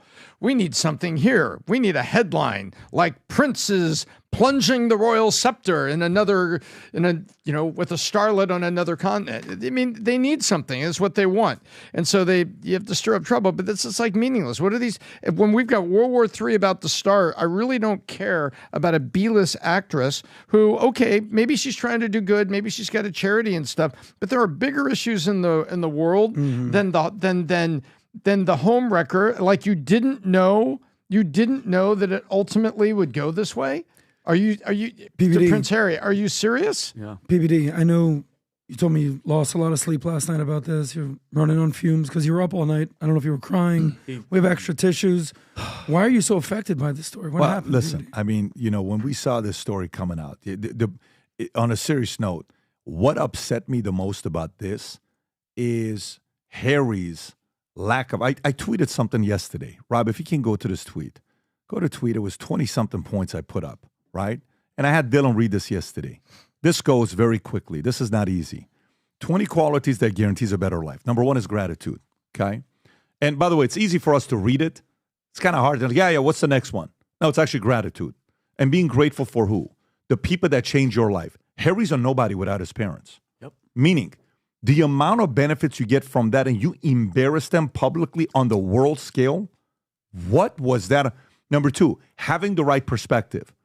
People are going to try to confuse you a little bit. That could be a girl that's getting into the family. You're supposed to say, listen, you're marrying me, you're marrying the family. That's what comes with the family. Yep. Perspective. Being reliable. You're no longer reliable to the family. And by the way, if you want to have your own identity, I totally get it. It doesn't mean you don't need to be reliable to your family. Knowing who to be loyal to. You can slow down, Rob, so people stay with us. Go a little lower if you could, so it's only 5 of them. No, Rob, I'm saying the other way, Rob. Yeah. So knowing who to be loyal to. Sometimes we forget who to be loyal to. Sometimes our loyalty is to people that's just like we want to be liked by. It's like, oh, I want to be loyal to that guy. No, who do you need to be loyal to? Like, actually, if you ask that question, who's on that list? It shouldn't be a long list. The list shouldn't have 40, 50 names on there. It should be a handful of names on that list. Knowing the difference between criticism and flattery. I was going to put flattery there, but it says feedback. There's a couple things I missed here. Scripture, one of the best scriptures ever. Faithful are the wounds of a friend. And then the opposite is the kisses of an enemy. Rob, can you go up, type in Proverbs 27:6? If you can type in Proverbs 27:6, I want to see it's a different word. Faithful are the wounds of a friend, but the kisses of an enemy are deceitful. Mm-hmm. So, wounds of a friend. I criticize you. We're friends. I'm like, listen, bro, what are you doing? Just don't behave that way. But a guy that wants to come in between you and I, they're like, dude, Pat sometimes pushes you around a little too much, man. Because honestly, I think without you, he's a nobody. Kisses of an enemy are deceitful. But it is a kiss. And we always like kisses more than wounds. It's very confusing. He's being kissed by an enemy. It's Meghan. while he needs to be faithful to his family, because family is giving you feedback. It's different perspective. Go back to the tweet, Rob. A sincere pursuit of wanting to have a relationship with God, humble yet confident, keeping your word, relentlessness, a great teammate, leading to the best of your abilities in every situation, avoiding the temptation of being liked, very hard to do, choosing both your enemies and allies accordingly, being aggressively patient, in pursuit of a vision instead of just money, long-term thinking instead of short-term chase, knowing how to embrace and have fun while going through hell. It's very hard to do while you're going through hell. Controlling who has influence over you, avoiding bitterness envy can have on your spirit. It can steal a decade or two away from you and make it seem like an hour. You'll turn 60 overnight. Surrounding yourself around good company whom you trust and can enjoy a good meal with. Future looks bright. You know, family will do this to each other. So like, oh, they don't want to be wrong. It's like, oh, so let me tell you what really happened. Mm-hmm. Here's when they'll tell a lot to their kids. I mean, I grew up with this. Like, let me tell you who your dad really is. I'm like, no, even though I'm a kid, I don't believe you. Mm-hmm. He's this guy. You're not going to waste decades of great relationship with me and my dad. You're just not going to do it. My dad and I have a great relationship together. People will do this to you, and unfortunately, she succeeded. How many years did she steal away from his family? How many years? How many people died during this time? Rob, how long has Meghan and Harry been together? Can we guess? Is it 8? I don't know 10? What the number is. I mean, Tom said 7, so maybe it's a 7 thing. I don't know what the number is. How long have they been together? It feels like 6 years? Coming up 7 years. So there you go. Tom tracks us very closely. Don't let him fool you. So 6 years. They're about to get that 7-year itch. Right. May it's going to be 7 years. And it's 7 years. It's ruined. The damage is done. I was there. Well, I let me caught ask you the a question. bouquet. As a brother, of course, the prodigal son, you're okay letting the person back in. But let me tell you, in the back of your mind, you're always going to be like, Can't trust you. You're capable. Yeah. You're capable. You're capable of doing this. And permanently, that's the reputation. Yep. Permanently, that's the reputation. You think they're going to get divorced soon? Based on this track record? I don't know the guy. I don't know the guy. I don't. She gives me the vibes of Jada. You know, she's a Jada camp. The attention has to be always around Jada, always around Meghan. You know, it is what it is. What percentage of the blame do you put on him versus her? Oh, it's not even a question. Of course it is. He should have read the book 101 Questions to Ask. You're right. Oh, yeah. It is on him. But I'm just saying this. Listen, Adam. Sir. Who fooled you with Russia collusion for how long? The lamestream media. They got me. For how long did they get you? Until about like a week ago or two. No, but honestly, they got America for a few years. No, they did. But for how many years was that? 4, 5, 6 years? Man, they pin. How many people did they pin against each other? Family, friends, everybody. All I'm trying to say is the point I'm trying to make to you is anybody's capable of falling for this trap. This is not like, hey, you're above somebody, and it's not anybody. We just have to be as bulletproof as possible to not fall for these types of temptations. Flattery destroys a lot of relationships. A lot of relationships. What was the quote that you said before the Proverbs? What was it? Kisses, wounds from a friend instead of kisses that are deceitful from an enemy. Right? Proverbs 27:6. Never gets old. I can't tell you how many times I've talked about that. What does the wounds from a friend mean to you exactly? If I tell you, Adam, you honestly, the way you treat your brother, you don't even have a brother. Yeah. The way you talk about your brother makes me very uncomfortable. I don't like it. Because you should never disrespect your brother like that, even though if you guys are going through stuff. Even though you guys have fights, never disrespect your brother publicly. And then you may walk out and say, whose side are you on? Man, you don't even know what the fuck my brother's doing, da-da-da-da-da. And then somebody else says, I've known you for 28. Who is he, bro? He doesn't know who your real brother is. I'm not telling you I don't know who your real brother is. Just don't throw your brother under the bus publicly. Keep it to yourself in a small circle. Like if we're sitting here publicly having dinner with a group of people that we don't know, and you start openly talking about your own family in a way where there's two people that are sitting at the table we don't know. I'm not talking to you open. I don't know who you are.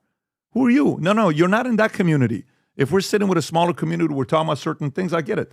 Not publicly. And then so you may walk away and say, Pat's coming from a good place. What motivation does he have to say, respect my brother? Mm-hmm. Why would he, how does he win? It's like, oh, okay, what's this guy? This guy's trying to, man, flattery, dude. Flattery has destroyed civilizations.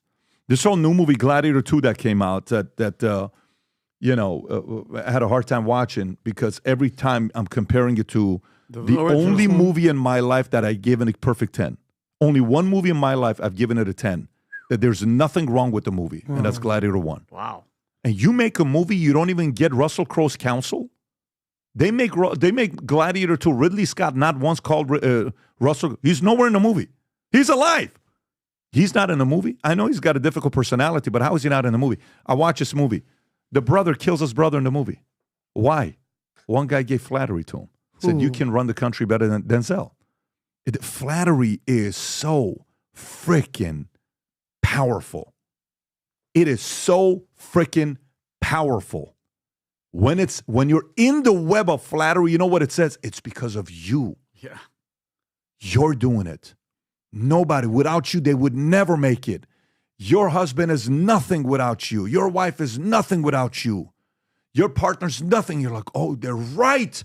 I don't get enough appreciation. Boom, you make a stupid mistake. You lost a great relationship. Yep.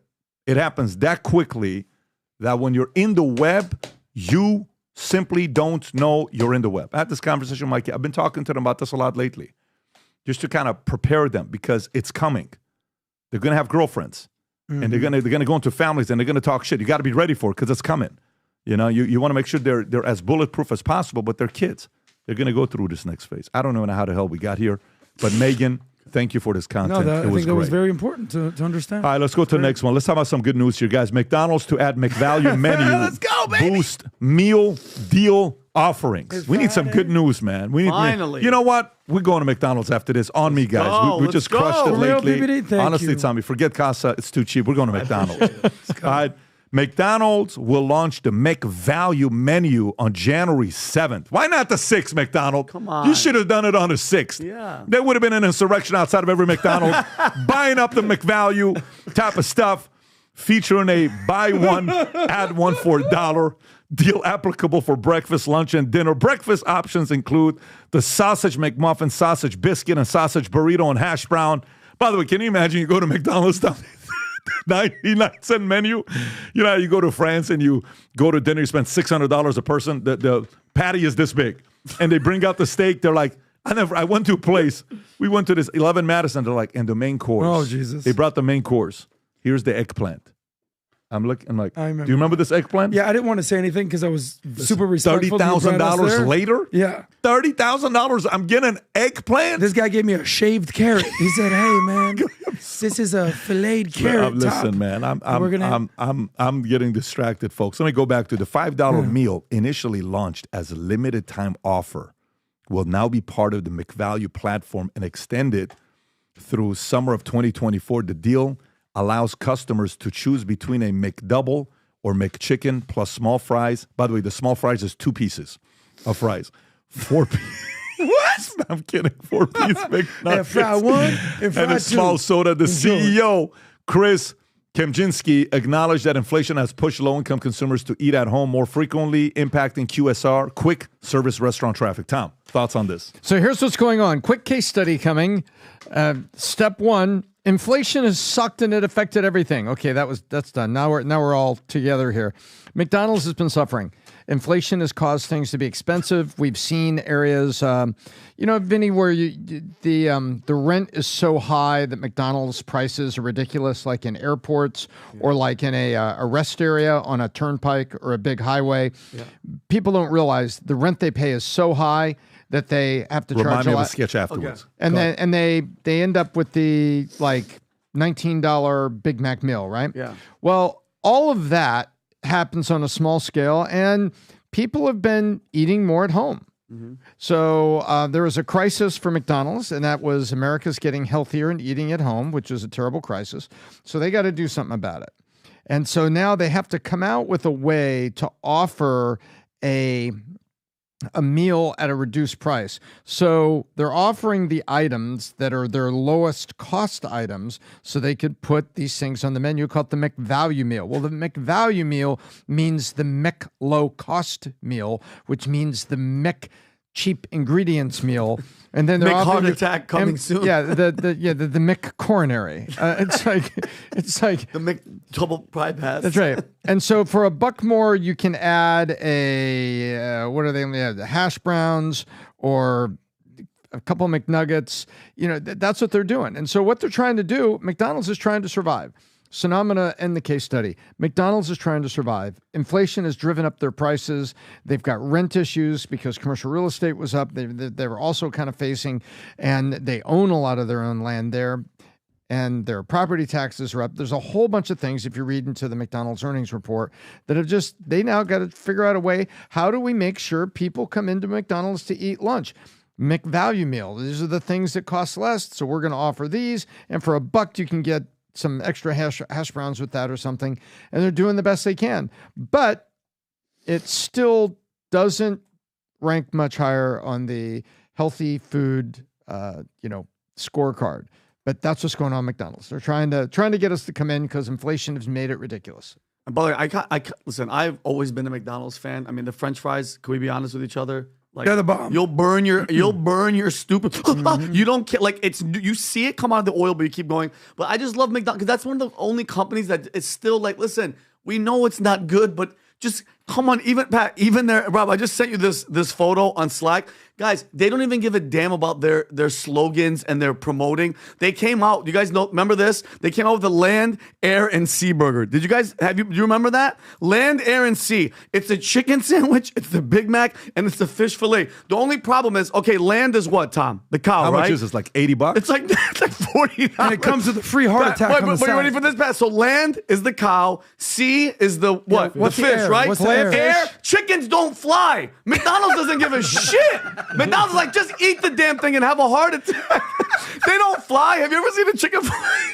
But they just don't care. And I get it. They're trying to survive, Tom. But shout out to McDonald's. That's the only company that's just like, hey, listen, we know it's trash, but you know you want it. McDonald's. I was in, when we were in D.C., and the night that we were watching the fight, Mike Tyson versus Jake Paul, we actually didn't end up getting together that night, but the team watched it.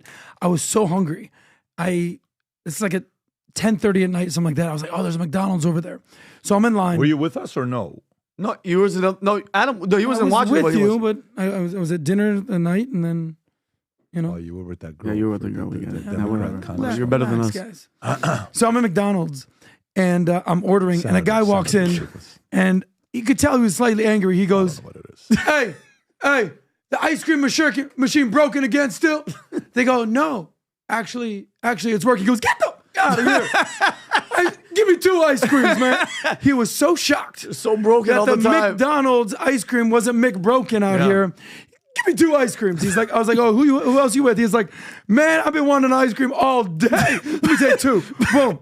So, congrats. But I got a bone to pick with McDonald's. What's with the breakfast ending at 10:30 a.m.? No, I thought it's all day long now. No, all day long. What? They changed it? What? This is some McNews to me, baby. No, but hold on. You need to McChill because I'm going to tell you something right now. I'm going to McWhoop your ass. You know what, though? Some of the food is so bad, they can't keep it on the menu year-round. Like the McRib. You ever notice? The McRib's not here right now. But you'll be driving on the freeway and you'll see an 18-wheeler and it's like, the McRib is back. It's like, where's he been? In prison? Yeah. Where is he? I want him on the menu all the time. I stop my McUber and pick up a McRib. Don't get the McBizDog pissed at you, let's buddy. go to the next topic. If you're Let's struggling We were in Cheyenne, financially, Wyoming, and we were driving down the highway. His cow had been hit. Billboard, next billboard. McRib is back. Let's go. It's like, wow, that was quick. Do you ever eat at McDonald's? September of 97, last time. I never see you eat the fast food with the kids. September of 97. You know who loves McDonald's? Who's that? Excuse me. Donald Trump, of course. We all know who loves McDonald's. We saw that thing with RFK. RFK. He's like, listen, I got to tell show you. that photo. He goes, he's like this, Pat. Let me try to use the. I don't like. I think he just eats poison. He eats poison every day. Look at his face. Look how happy everybody is. Except go close it on RFK. He's like poison in my hands. Imagine Mike Johnson. He has to like lean over to be in the That is hilarious. By the way, look at Trump. Childlike, energy, attractive. Look how many sandwiches on the left. I freaking love it, man. Look how many sandwiches he has. Listen, I love next him. time next time I eat Big Mac, it has to be a special occasion. Please. The And the next Speaker of the House, right? coffee and Big Mac, it's got to be special. You know what I find? You know what I find to be. By the way, just so you guys know, let me tell you guys, Sure. we're having a strategy session the other day about things to do in 2025. You know what Adam's idea was about a great podcast in 2025? All of us smoking weed. Like, can you imagine? No, like specifically you, PBD. Why would you want me to smoke weed? Because Tom does it all the time, and you Vinny can't is, say that publicly. I'm not That's smoking. an I'm not inside doing. thing. I'm drug free, alcohol free. I'm never going back. Sorry. I think the world, maybe take a gummy. No. Hey, PBD, man, maybe capitalism, First of all. maybe communism's all right, man. I don't know, baby. Can you imagine? I become a commie after taking a gummy. No, okay, let's go to the next. Can I say one thing? Can I say one thing? You've been saying one thing for will an you make hour. stop? We're Let me trying go make to this move on. next story. Your ass, boy. This next story. People are struggling financially. Okay, I want to go give them a ahead. story. This is Go a ahead. story. Macy's found a single employee who hit $154 million worth of expenses. John, listen, there's ways. There's ways. All right, let's read this story to you. This person's going to jail, but there's ways. Okay, so they should get an award. Macy's revealed Monday that a single former employee intentionally made erroneous. What movie is that? Erroneous on all counts. Erroneous accounting accrual entries over nearly 3 years to hide up to $154 million in small package delivery expense. An independent forensic investigation confirmed no other employee were involved. And CEO Tony Spring stated the company remains focused on ethical conduct and executing its holiday strategy. The irregulatory through a small fraction of Macy's $4.36 billion, a small fraction. Yeah, it's just $154 million. Yeah. In delivery expenses since late 2021, delayed the company's full quarterly earnings until December 11. Macy's clarified the issue had no impact on the company's cash management activities or vendor payments. Retail analyst Neil Saunders criticized the situation, questioning the competence of company's auditors. Tom, this person's got to get a job at Pentagon, like you said earlier. I mean, Pentagon's probably making a call saying, you have a job lined up for you to come over here. Oh, my gosh. It's like the Pentagon's upset. How do we let Macy's get this guy? Or How the hell? Kamala's campaign. Didn't we interview this guy? Yeah. Did you offer him? Did you tell him we offered health care? I didn't say health care. No, you know what's really funny about this? Neil Saunders is the analyst, retail analyst. That's a stock analyst that they look into companies and they give you their opinion of them if they think it's a good buy or not. And so that's a retail analyst. The competence of the company's auditors. It's not the company's auditors. It's their management control system. I like it says, the issue had no impact on the company's cash management activities. Wait a minute. No impact on cash management? There's $154 million. What was that? Would they pay that out in shoes and clothes? No impact on cash management. So it is so funny that in the face of embarrassment, everybody's running for cover here. The analyst says, I think it's the company's auditors. The company's saying, well, there was no problem with our cash management. Everybody's running and not saying this thing. What CEO Tony Spring should have said is that not only we focus on ethical conduct, I want to restore investor confidence in our controls of costs and cash management. That's what he should have said. Instead, he goes, the spin, we remain focused on ethical conduct and executing our holiday strategy. You know what that means, Vinny? Let me translate it for you. I don't want to talk about this. That's what CEO Tony Spring is saying. I don't want to talk about it. Right? Come on, man. So that's what's going on. You know what this reminds me of? Long time ago. It's got to be like 40-year-old movie. Wasn't Richard Pryor in a movie called Brewster's Millions? I love that. I love it. Where he had this little mistake and he ripped off the bank because he had this little tiny mistake going on in there. Yeah, he gained interest. There you go. Yeah. That's right. And then that's what this guy's doing. John Candy in that movie? Of course, he was the catcher. Yeah. Oh, that's right. They were on the baseball team. Yeah, that's what this reminds me of. This reminds me of that. Brewster's Millions. This is a modern day Brewster's Millions. He didn't even tell Macy's that he was getting Amazon Prime. By to the way, deliver it what for the free. hell is he talking about? Their revenue is, I'm looking at their revenue. Their net says $4.72 billion and $150 million in net profits. Your margins are super low. What do you mean you didn't need this cash? You could have doubled. Yeah. Listen, Pat, like we say all the time, desperately needed $150 million ain't what it used to be. I mean, it's not, but $150 million in net profits is a lot of money to a company like Macy's to go through this. But anyways, that's very weird for that to happen. 3.5%. Yeah, that's a real number, guys. That's a real number to have something like this take place. Let me go to the next story. Next story I want to go to is Jamie Foxx addresses whether Diddy was responsible for his 2023 hospitalization during live shows Eyewitness. Rob, if you got a clip, play this clip.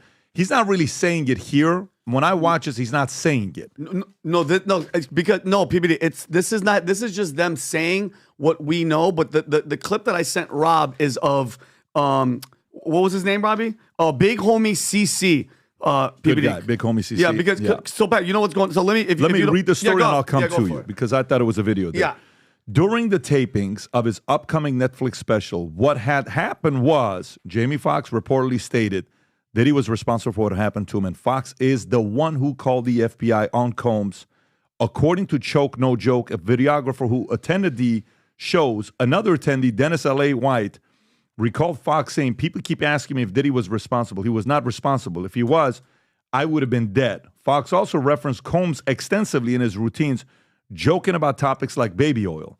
Foxx reflected on his 2023 health scare, calling it an unexpected dark journey. He explained on Instagram, I had an opportunity to tell my side of the story, and there was no better place than Atlanta, Georgia, where he was hospitalized. He described his special as an artistic explanation of something that went terribly wrong and added, to clarify, I was betrayed by a fake friend. Bingo. Go ahead, Vinny. Okay, so fake friends. So, and mind you, and I felt blame to this because the media and everybody was being quiet. The family, his daughter, everybody was like, especially because this was the whole COVID vaccine. People were like, just tell us. Just mind you, I know Jamie Foxx personally. I even messaged him when he was going through this. I said I'm praying for him and everything like that. We didn't get into nothing like this, but everybody was like, "Oh, it's the vaccine. It's the vaccine. Talk to us. Talk to us." It was media silent. So from what I'm gathering, because I know people that are there that went to the special. When you go to a special like this, and you guys know this from the comedy shows that we've been to, they take your phone, they lock it up. You can't have anything recording or nothing, right? He said in the special that, I was hospitalized by this person. And mind you, him and Diddy have had a business falling out. They said they had a beef. So the Choke No Choke was a videographer, and he was like, yo, I was there. He said Diddy was responsible for what happened to him and that he's the one that called the FBI. And Choke added, I don't think he was joking in the special. Okay, so nobody knows, and you guys know this. We might not ever see what's even there because on the cutting room floor, we know this from editing, if he doesn't like it or if it's anything kind of too far, they'll edit it out. But the people that were there were saying that he was saying it and that he was serious about it. And also, this is a little while ago, Pat, this was celebrity bodyguard Big Homie CC, who publicly alleged that Diddy, and mind you, let's not pretend like people are like, this is a far-fetched idea. This is the type of character, after dragging Cassie and doing all the shit that he did, that this guy alleged that Diddy poisoned Jamie Foxx, leading to him calling the FBI. And he also stated in this video, I know he poisoned Jamie Foxx, and he also said that he's been poisoned before in the past. Can we play this clip? Yeah. Some of the things that you heard behind the scenes that were going on before this indictment actually dropped. Well, I know he poisoned Jamie Foxx, and Jamie Foxx reported him to the FBI because of it. I know that's a fact. So, wait, you're saying that Diddy poisoned Jamie Foxx and that's how Jamie Foxx got sick? Jamie Foxx reported this man to the FBI because of this. It's facts. Wow. Okay, and how did you hear about this? If you can tell me, or if you can't, that's all good. But you know what I'm saying? Like, well, people are they're gonna want to know, you know what I'm saying, how this happened, or you know what I'm saying, what's the backstory to this? Well, by the time this drop, this is gonna be in the stratosphere. It's gonna be in the ether by the time this drop. Boom. You can probably look it up right now. But by the time this interview drop, this is gonna be out in the ether for sure. And who's this guy? These people poison people, bro. I've been poisoned 3 times. He's been poisoned. Why am I testing positive for cyanide? You feel me? Why do I had pneumonia 3 times? So people like, man, why he breathe like that? Because I only got one lung. And then I had a car crash. I got one nostril permanently blocked. And I done had pneumonia 3 times. Somebody been trying to poison me. My brother got poisoned with me. The little lady I was bodyguarding, she got poisoned. Like, somebody is carrying on these antics. These is facts. Is there any idea why Diddy would want to poison Jamie Foxx? Benny, who is you get called to testify? This is Big Homie CC. He's a bodyguard. Is he a celebrity journalist? bodyguard. No. Big Homie CC. Big Homie CC is a bodyguard. Nobody has more credibility than the Big Homie CC. We all know I'm just saying we like it wasn't COVID, it wasn't the vaccine. There's something going on, and the fact that he's talking about it on his. By the way, this is his special taping. They do 3 shows, and this guy said every single show that he mentioned it, and he thought he was serious. So I'm just saying. I'm gonna take the other side on this. Number one, have you seen the special? Nobody has. Okay, well, exactly. I know people that were there. There's a famous phrase in comedy. These is jokes, man. Okay. These is jokes. So, but joking about somebody poisoning you and then you calling the FBI, I don't know. There's a lot of Diddy jokes out there right now. I mean, there's a lot to make fun of. I don't think, my opinion, I'm gonna throw the word allegedly all over this conversation. If he was actually poisoned and almost lost his life, that he's not announcing it on a comedy special. The FBI would be dealing with this. Well, now he could. No doubt. Well, now he could, Adam, Now, because the the big- FBI's arrested the guy and he's in jail. He's not scared for his life. How much credibility are you giving to the big homie CC? I mean, to be honest with you, I think when somebody like that is talking, me personally, I believe him. I believe How him much- what because percentage? I know what You Diddy 100% is. believe him? No, I would say let's say 80%. I'm at like 2%. Because those guys see Who's everything. this motherfucker? Adam, these guys see everything though. That guy has sunglasses on. He's 380 pounds, and he's wondering why he can't breathe so good. Maybe lose some weight, motherfucker. No, but I mean, listen. I'm just saying, I wouldn't put it past somebody like Diddy, who we know the track record from his allegedly having people shot, having baby oil that had freaking drugs in it, to all the crazy stuff that's going on. This is the least of my thing. If you have a beef with somebody and poisoning them, I believe it. I'm separating two things. Hold on, Tom. Let me finish one thing. I'm separating one thing. Do I think Diddy is a world-class scumbag who's probably going to spend the rest of his life in jail? Yes. Do I think that Jamie Foxx joke and whoever the big homie CC is has any credibility here? Very low. So I'm just separating the two. So okay, and I want to go to you, guys. Since when did hip hop stars start taking a page out of the failed James Bond assassination handbook, where you're going to poison some guy or put him on the edge of a cliff and he's going to be rescued? Why don't you just go back to the 90s and just pop a cap in his ass? Tom's getting gangster. I like when Tom gets gangster or German. It's like, Instead of Tupac's hit him it up, was so he's like, easy where you would "I just poisoned him up." drive by, shoot him in the head, throw the gun in the ocean, and then go roll with your homies for the 2 a.m. club. People are starting to realize who Tom It really was is. just weird. But now we got to do. Wait a minute. We'll put the poison in a Big Get it. Mac, and The we'll other day- slide the Big Mac. The other day, we're going to church on Sunday with him and his family. They pull up. You know what music Tom is listening to with What? his kids? It's the Thuggish Ruggish Bone. No, he did not to go to church. He's a big Mo Murda fan. He's a big remember the last Sunday that he was like, "Where Brooklyn at?" That's Wait, right. he came up and he No, almost but hit somebody. One time See, I that's saw the Let's part. ride Tom will tonight. fool you. My little homie Kenny died tonight. Yeah, see? That's Master P, man. That's Master too P. natural. No. Tom is. One time I saw. You want me to? I'm a. Tom was gangster. He went like this. He goes, "I'm gonna bust out this case study right here, right now." Tom is Don't gangster. let him fool you. Anyways, let's go to the next story. I almost Tom. got shot for that. All right, next story here. Bang bang. Trump. Tom. Bang, bang. Bang bang. Couples retreat. Couple retreat. Trump plans tariffs on Mexico, Canada, and China that could cripple trade. This is a New York Times story. All right, let's read this. So they use the word cripple. Yeah, of course. That's the word they put in there. President-elect Donald Trump announced plans to impose a 25% tariff on all goods from Mexico and Canada and an additional 10% tariff on Chinese imports, claiming the measures aim to curb illegal immigration and drug trafficking, particularly fentanyl. Trump declares the tariffs would remain until these issues are resolved, stating it is time for them to pay a very, very big price. Their tariffs could dramatically affect the economies of Canada, Mexico, and the U.S., with Canada's Deputy PM, Chrystia Freeland, emphasizing the mutually beneficial relationship between the nations. China's embassy in Washington warned no one will win a trade war, with Vice Commerce Minister Wang Shuwen stated the U.S. measures would ultimately raise consumer prices. Tom. Well, look, if you want the best explanation of tariffs, you should go look at CNBC and what Howard Lutnick, who's in charge, who's now going to be nominated Secretary of Commerce, and he's been the co-chair of the Transition Committee.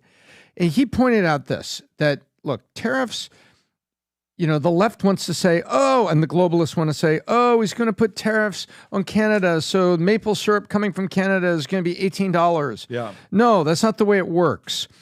How many Fords are sold in Europe? Very, very, very few. You want to know why?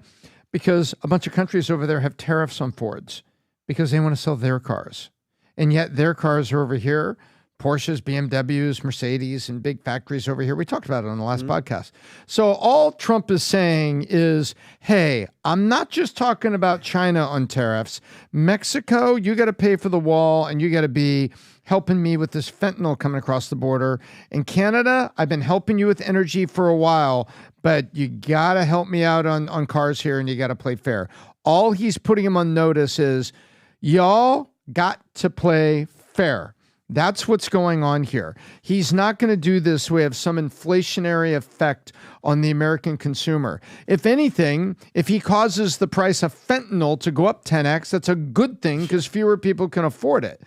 But this is basically Trump threatens new tariffs, and of course, the New York Times has to say, well, since he's threatening something, we have to say it's bad because Trump's bad. Yeah, Orange man, bad. Yeah. We got to do bad. And so that's what it's all about. But you know what this is? This is Trump protecting the interest of you and me and moving the ball forward on the playing field because there's a little ball to be played with Mexico, a little ball to be played with Canada, and we already know that he's about to play big ball with China. Damn. Can't wait. Well, look, if you look at the, can you pull up the Wall Street Journal? This is the #1 story on the Wall Street Journal right now. The Trump fires salvo on North American free trade agreement. So there's actually another graph out that I sent you below that. I can resend it if you want. But listen, there's campaigning and then there's actually governing. It seems like Trump is actually serious about these tariffs right now. Here's the share of U.S. imports since basically Trump took office in 2016. Chinese imports have plummeted. Now, I think Mexico is our #1 trading partner at this point, right? Mm-hmm. So, and then there's Canada. All right, our neighbors to the north. But coming back. I think we're going to take Trump at his word when he said that my favorite word in the world is tariffs. It's better than love. We're going to figure this out. I think he said the Mexican and Canadian tariffs are 25%, and then China is closer to 10 and 15%. Tom, do you know those numbers? Regardless, Trump seems to be meaning business right here in the Wall Street Journal and other USA Today. And this is the #1 story that they're reporting right now. I think it means business right here. And I think part of the trade also is being treated very unfairly. The foundation of it with Mexico and Canada is the fentanyl crisis. Mm-hmm. Trump ain't playing this game. You know, you've heard Trump say, don't do drugs, don't smoke cigarettes, don't get tattoos. He doesn't like to see the drugs coming in this country, and he's going to do something about it. Can I ask you a question? Go back to that chart. Sorry, Rob. That chart, China, you would think, shouldn't China be trading a lot more that Trump is gone? Why is it dropping so hard from Biden kept the tariffs on China. Oh, he did? He didn't remove the tariffs. Okay. I don't think he removed That's correct. the tariffs. So he kept them on. That's why. So Biden said Trump's ideas are good. We're staying with it. Okay, good. Okay. So that's why they still took a hit. Now, China is now coming and saying, hey, we're willing to what? Negotiate. We're willing to work with you. Yeah. Everybody's saying we're willing to come and work with you. The only dummy that's playing a little bit too hard is Trudeau, and he's not going to like what's going to happen when he takes place. Now, there's parts of it where he tries to say, I'm going to work with you or not. Everybody's going to have to work with him. What I like about this, Tom, a lot, and let me tell you what it is. So everything's about timing and amount of pressure you can use. Trump doesn't have 2 terms. Mm-hmm. He has 1 term, which means... You know that one scene when Obama says to who was he sitting down with? Listen, why don't we talk about this on the 2nd term? Oh yeah, Rob, do you know which clip the that guy is? the guy from Ukraine, right, or Russia? He says, I think it was Russia. It was a little. He goes after my 2nd term. He didn't know he was Mike. He was like, after my 2nd term. He didn't know he was Mike. Putin. No, it wasn't Putin. It was Putin's #2 guy. Yeah, he says something with a ski. Let's talk about this after the 2nd term. Rob, you can find this on That's Twitter. It. You can find it on Twitter, and you'll find a clip. But the thing is, that negotiation line is out. Everybody uses that line. I'm not going to put it and think it's only Obama that's going to use that line. Yeah. Every president's used that line, right? Is this someone going to play this clip? Hot mic. After my election, I have more flexibility. Yeah, I understand. I transmit this information to Vladimir and understand what. Yeah. Okay, so that right there. By the way, how many presidents do you think have used that line? Oh, all of them. Okay, so now here's the question. Trump doesn't have that line this time. No. Mm-hmm. So guess what? And the opposition cannot use that fear over his head either. Yeah. To say, hey, you do this with us, we'll support you on the next election. Yeah. Nope. That line is officially gone for both sides to use. Yes. Do you understand what I mean by that? Okay. So the fact that those 2 lines are gone, Trump's all business right now. Coming in, whatever you want to do, you got 4 years. And the thing with tariffs, guess what he's got to do? He's got to come out the gates strong. Longer he waits, less effective. Sooner he comes out, sooner they realize he's playing straight up, and they have to sit there and work with him. And then comes everything else. So I kind of like the fact that he's starting early with it to see what's going to happen with it. But yeah, I'm excited to see what happens with negotiation. I foresee them working with them faster than they did the first time, because the first time they didn't take him seriously. They're like, this guy's going to be out. Listen, this is not somebody to take serious. Now they realize that no, not only is he serious, even the guy that replaced him that talked as much trash about him, kept the tariffs on China.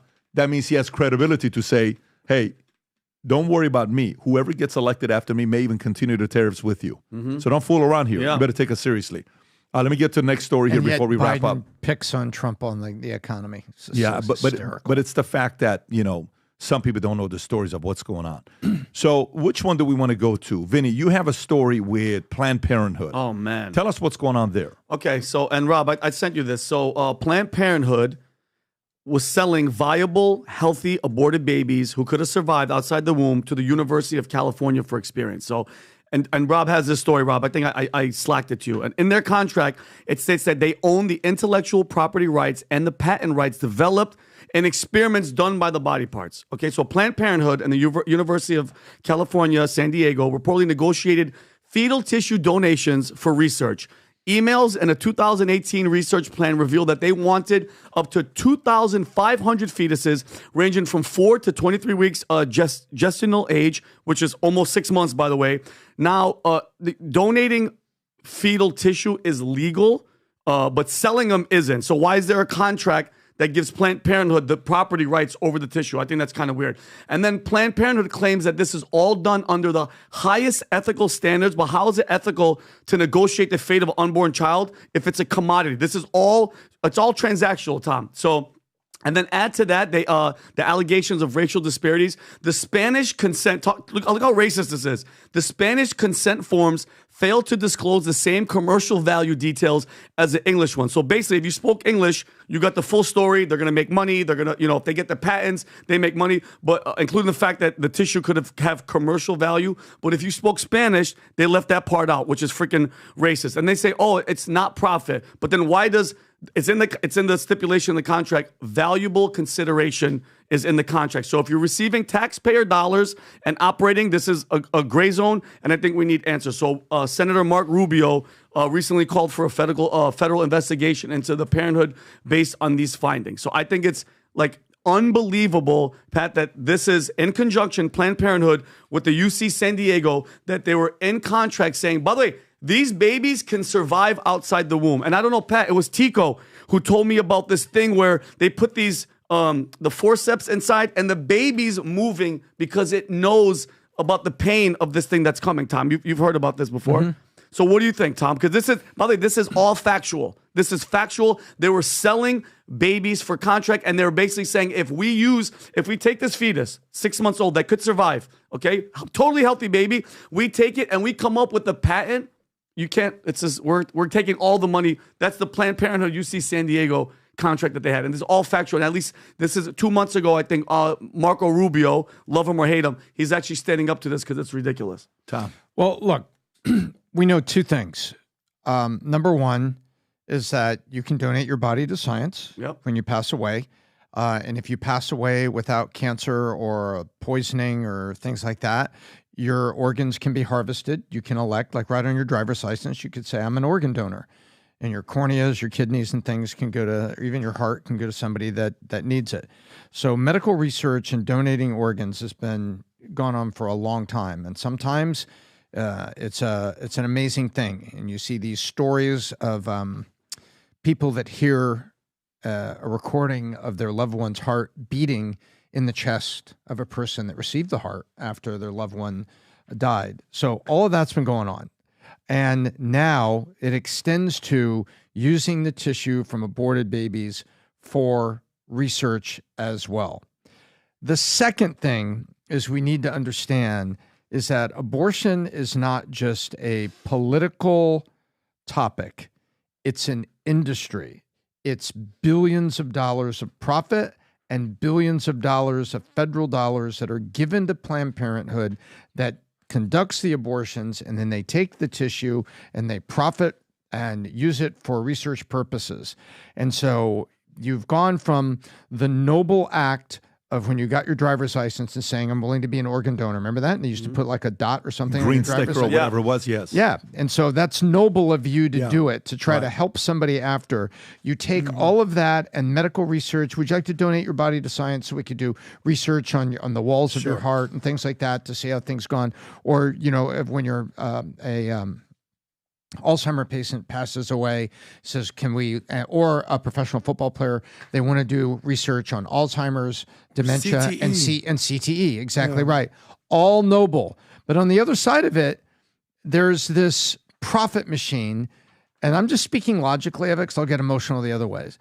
We have to remember, abortion has become an industry. It's not just a moral issue. It's become an industry. And to bring the morality back, you're having to fight an industry and Planned Parenthood and getting money from the government, and look at the addresses and look where they put their clinics and how they over-index and have created a genocide against African Americans. And it is a genocide. Never been more than 17% of the population. They're usually 40% of the abortions. Wow. How did that happen? Weird. And so this is just more what you're pointing out of the disgusting industry that if America knew the truth, and if America, Rob, I think the name of the movie was Silent Scream, that was suppressed. That's what it was. Because they were able to show that at a certain age, the baby, and I'm not going to use any of the medical terminology because they use that to make the baby seem like something else. Oh, it's just tissue. No, it is a living human being, feels the pain of being murdered in the womb. And that's what Tico, not to cut you off, but that's what Tico was telling me about. He's like, Uncle Vinny, do you know about the silent scream? And I didn't know what he's talking about. He's like, even when they put the forceps in there, the baby's trying to move away because it knows that the pain is coming. So, and Tom, great point, because if we don't value the life in the womb, then how can we value it anywhere else? And the pro-choice people are like, oh, it's only tissue. No, 23 weeks, that long, it has a heartbeat and it's feeling pain. You know what I mean? And now you're going in there, you're not only killing it and it's excruciating pain, then you're selling it and you're making money off of it. You know what book he's reading right now? Which one? Thomas Sowell's book. That's what I just bought because of him. Yeah, that book is a revolution. Everybody needs to read this. The Reader. The Reader. Mm-hmm. That's what he just finished the book. Let me give a couple thoughts here on the Planned Parenthood. We got to wrap up because I got to head to the house. I got a meeting. So and data comes out. By the way, yeah, that one right there. So data comes out. Rob, can you go to that Wall Street Journal story? So Elon Musk and Vivek Ramaswamy, the Doge, plan to reform the government, right? Following the Supreme Court. If you can press Control F in there, Rob, and type in Planned Parenthood, right? To watch that. So go a little bit higher so I can read that paragraph. That's fine right there. Finally, focus on delivering cost savings. Skeptics questions how federal spending Doge can tame through executive actions. They point to a 1979 Control Act, which stops the president from seizing expenditure authorized by Congress. Mr. Trump has previously suggested that the statute is unconstitutional, and we believe the current Supreme Court would likely side with him on this question. But even without relying on this view, Doge will help end federal overspending by taking aim at the $500 billion in annual federal expenditures that are unauthorized by Congress or being used in ways that Congress never intended. The $535 million a year corporation for public broadcasting, which they're talking about. Is it Voice America? Or is it not Voice America? What's the other one that is it PBS? PBS, right? Promoting their view. That's right. The PBS. And the $1.5 billion for grants to international organization to nearly $300 million to progressive groups like Planned Parenthood. Oh. So that story is there. Then Insider writes the story reacting to this. Planned Parenthood says it's seen a 1,200% spike in vasectomies appointments as Musk's Doge targets its cuts. The 1,200% increase in vasectomy, 760% rise in IUDs appointments following Trump's re-election amid fears of funding cuts. CEO Alexis McGill-Johnson criticized Musk and Vivek, heads of Trump's proposed Doge, calling them unqualified fanboys and agents of chaos for targeting the organization in the federal budget trimming plans, which aims to cut $300 million of Planned Parenthood.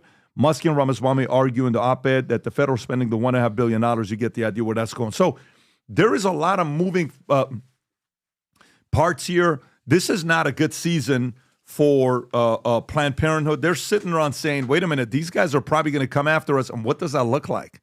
Is it going to be done? Where else are they going to get their funding from? Is it going to be 4 years of no funding? What could happen? Anything is possible right now with what these guys are trying to cut. But yes, it's exciting that you have two people that their number one job is to come and cut expenses.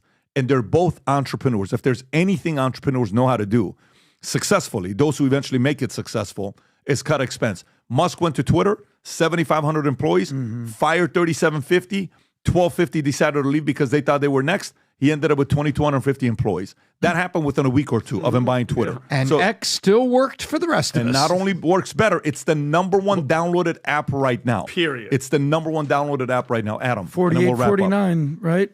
Partisan, Republicans, right down the Democrats. middle. I have a whole thing on Doge. I'll use it on another segment because I've actually been doing a lot of research on what they're doing. I mean, everyone's sort of excited of what this upcoming administration is. They're sort of the super team they're putting together. I'm most excited about this DOGE, Department of Government Efficiency. Their task is to cut $2 trillion from the federal deficit. So I don't know how long they're going to do that in, how long they're going to take. We discussed this on a previous podcast. What's mandatory, what's discretionary, what is basically fixed, what's baked in the cake. I'm excited to see what budget cuts they're going to make. And it sounds like Planned Parenthood is going to be a big part of that. Gang, Thursday, Thanksgiving. Put it in your calendar. By the way, those that are ordering the blackout hats, less than 100 left. So there's 250. If you want one, go get them because these things are going to go in no time. It's a sick, limited edition hat, blackout. Go to vtmerch.com to get yours. Thanksgiving morning, while the turkeys are getting ready in the oven, we're going to be doing a podcast. So we will be here doing a podcast Thanksgiving morning for those of you that are part of the crazy, crazy crew that are going to be tuning in. We can't wait for you to join us. We'll have a good time here together first, and then we'll go grub and have Thanksgiving with our families. Hey, just remember, we are thankful for you. You're amazing. You're brilliant. You're special that you follow here and, join us in this crazy journey that we're going through and being patient with this guy for him going through the evolution of reason, getting smarter, entertaining, all of that. We believe the future looks bright, and we look forward to you joining us this Thursday. God bless everybody. Take care. Bye-bye. We'll see you turkeys on Thursday.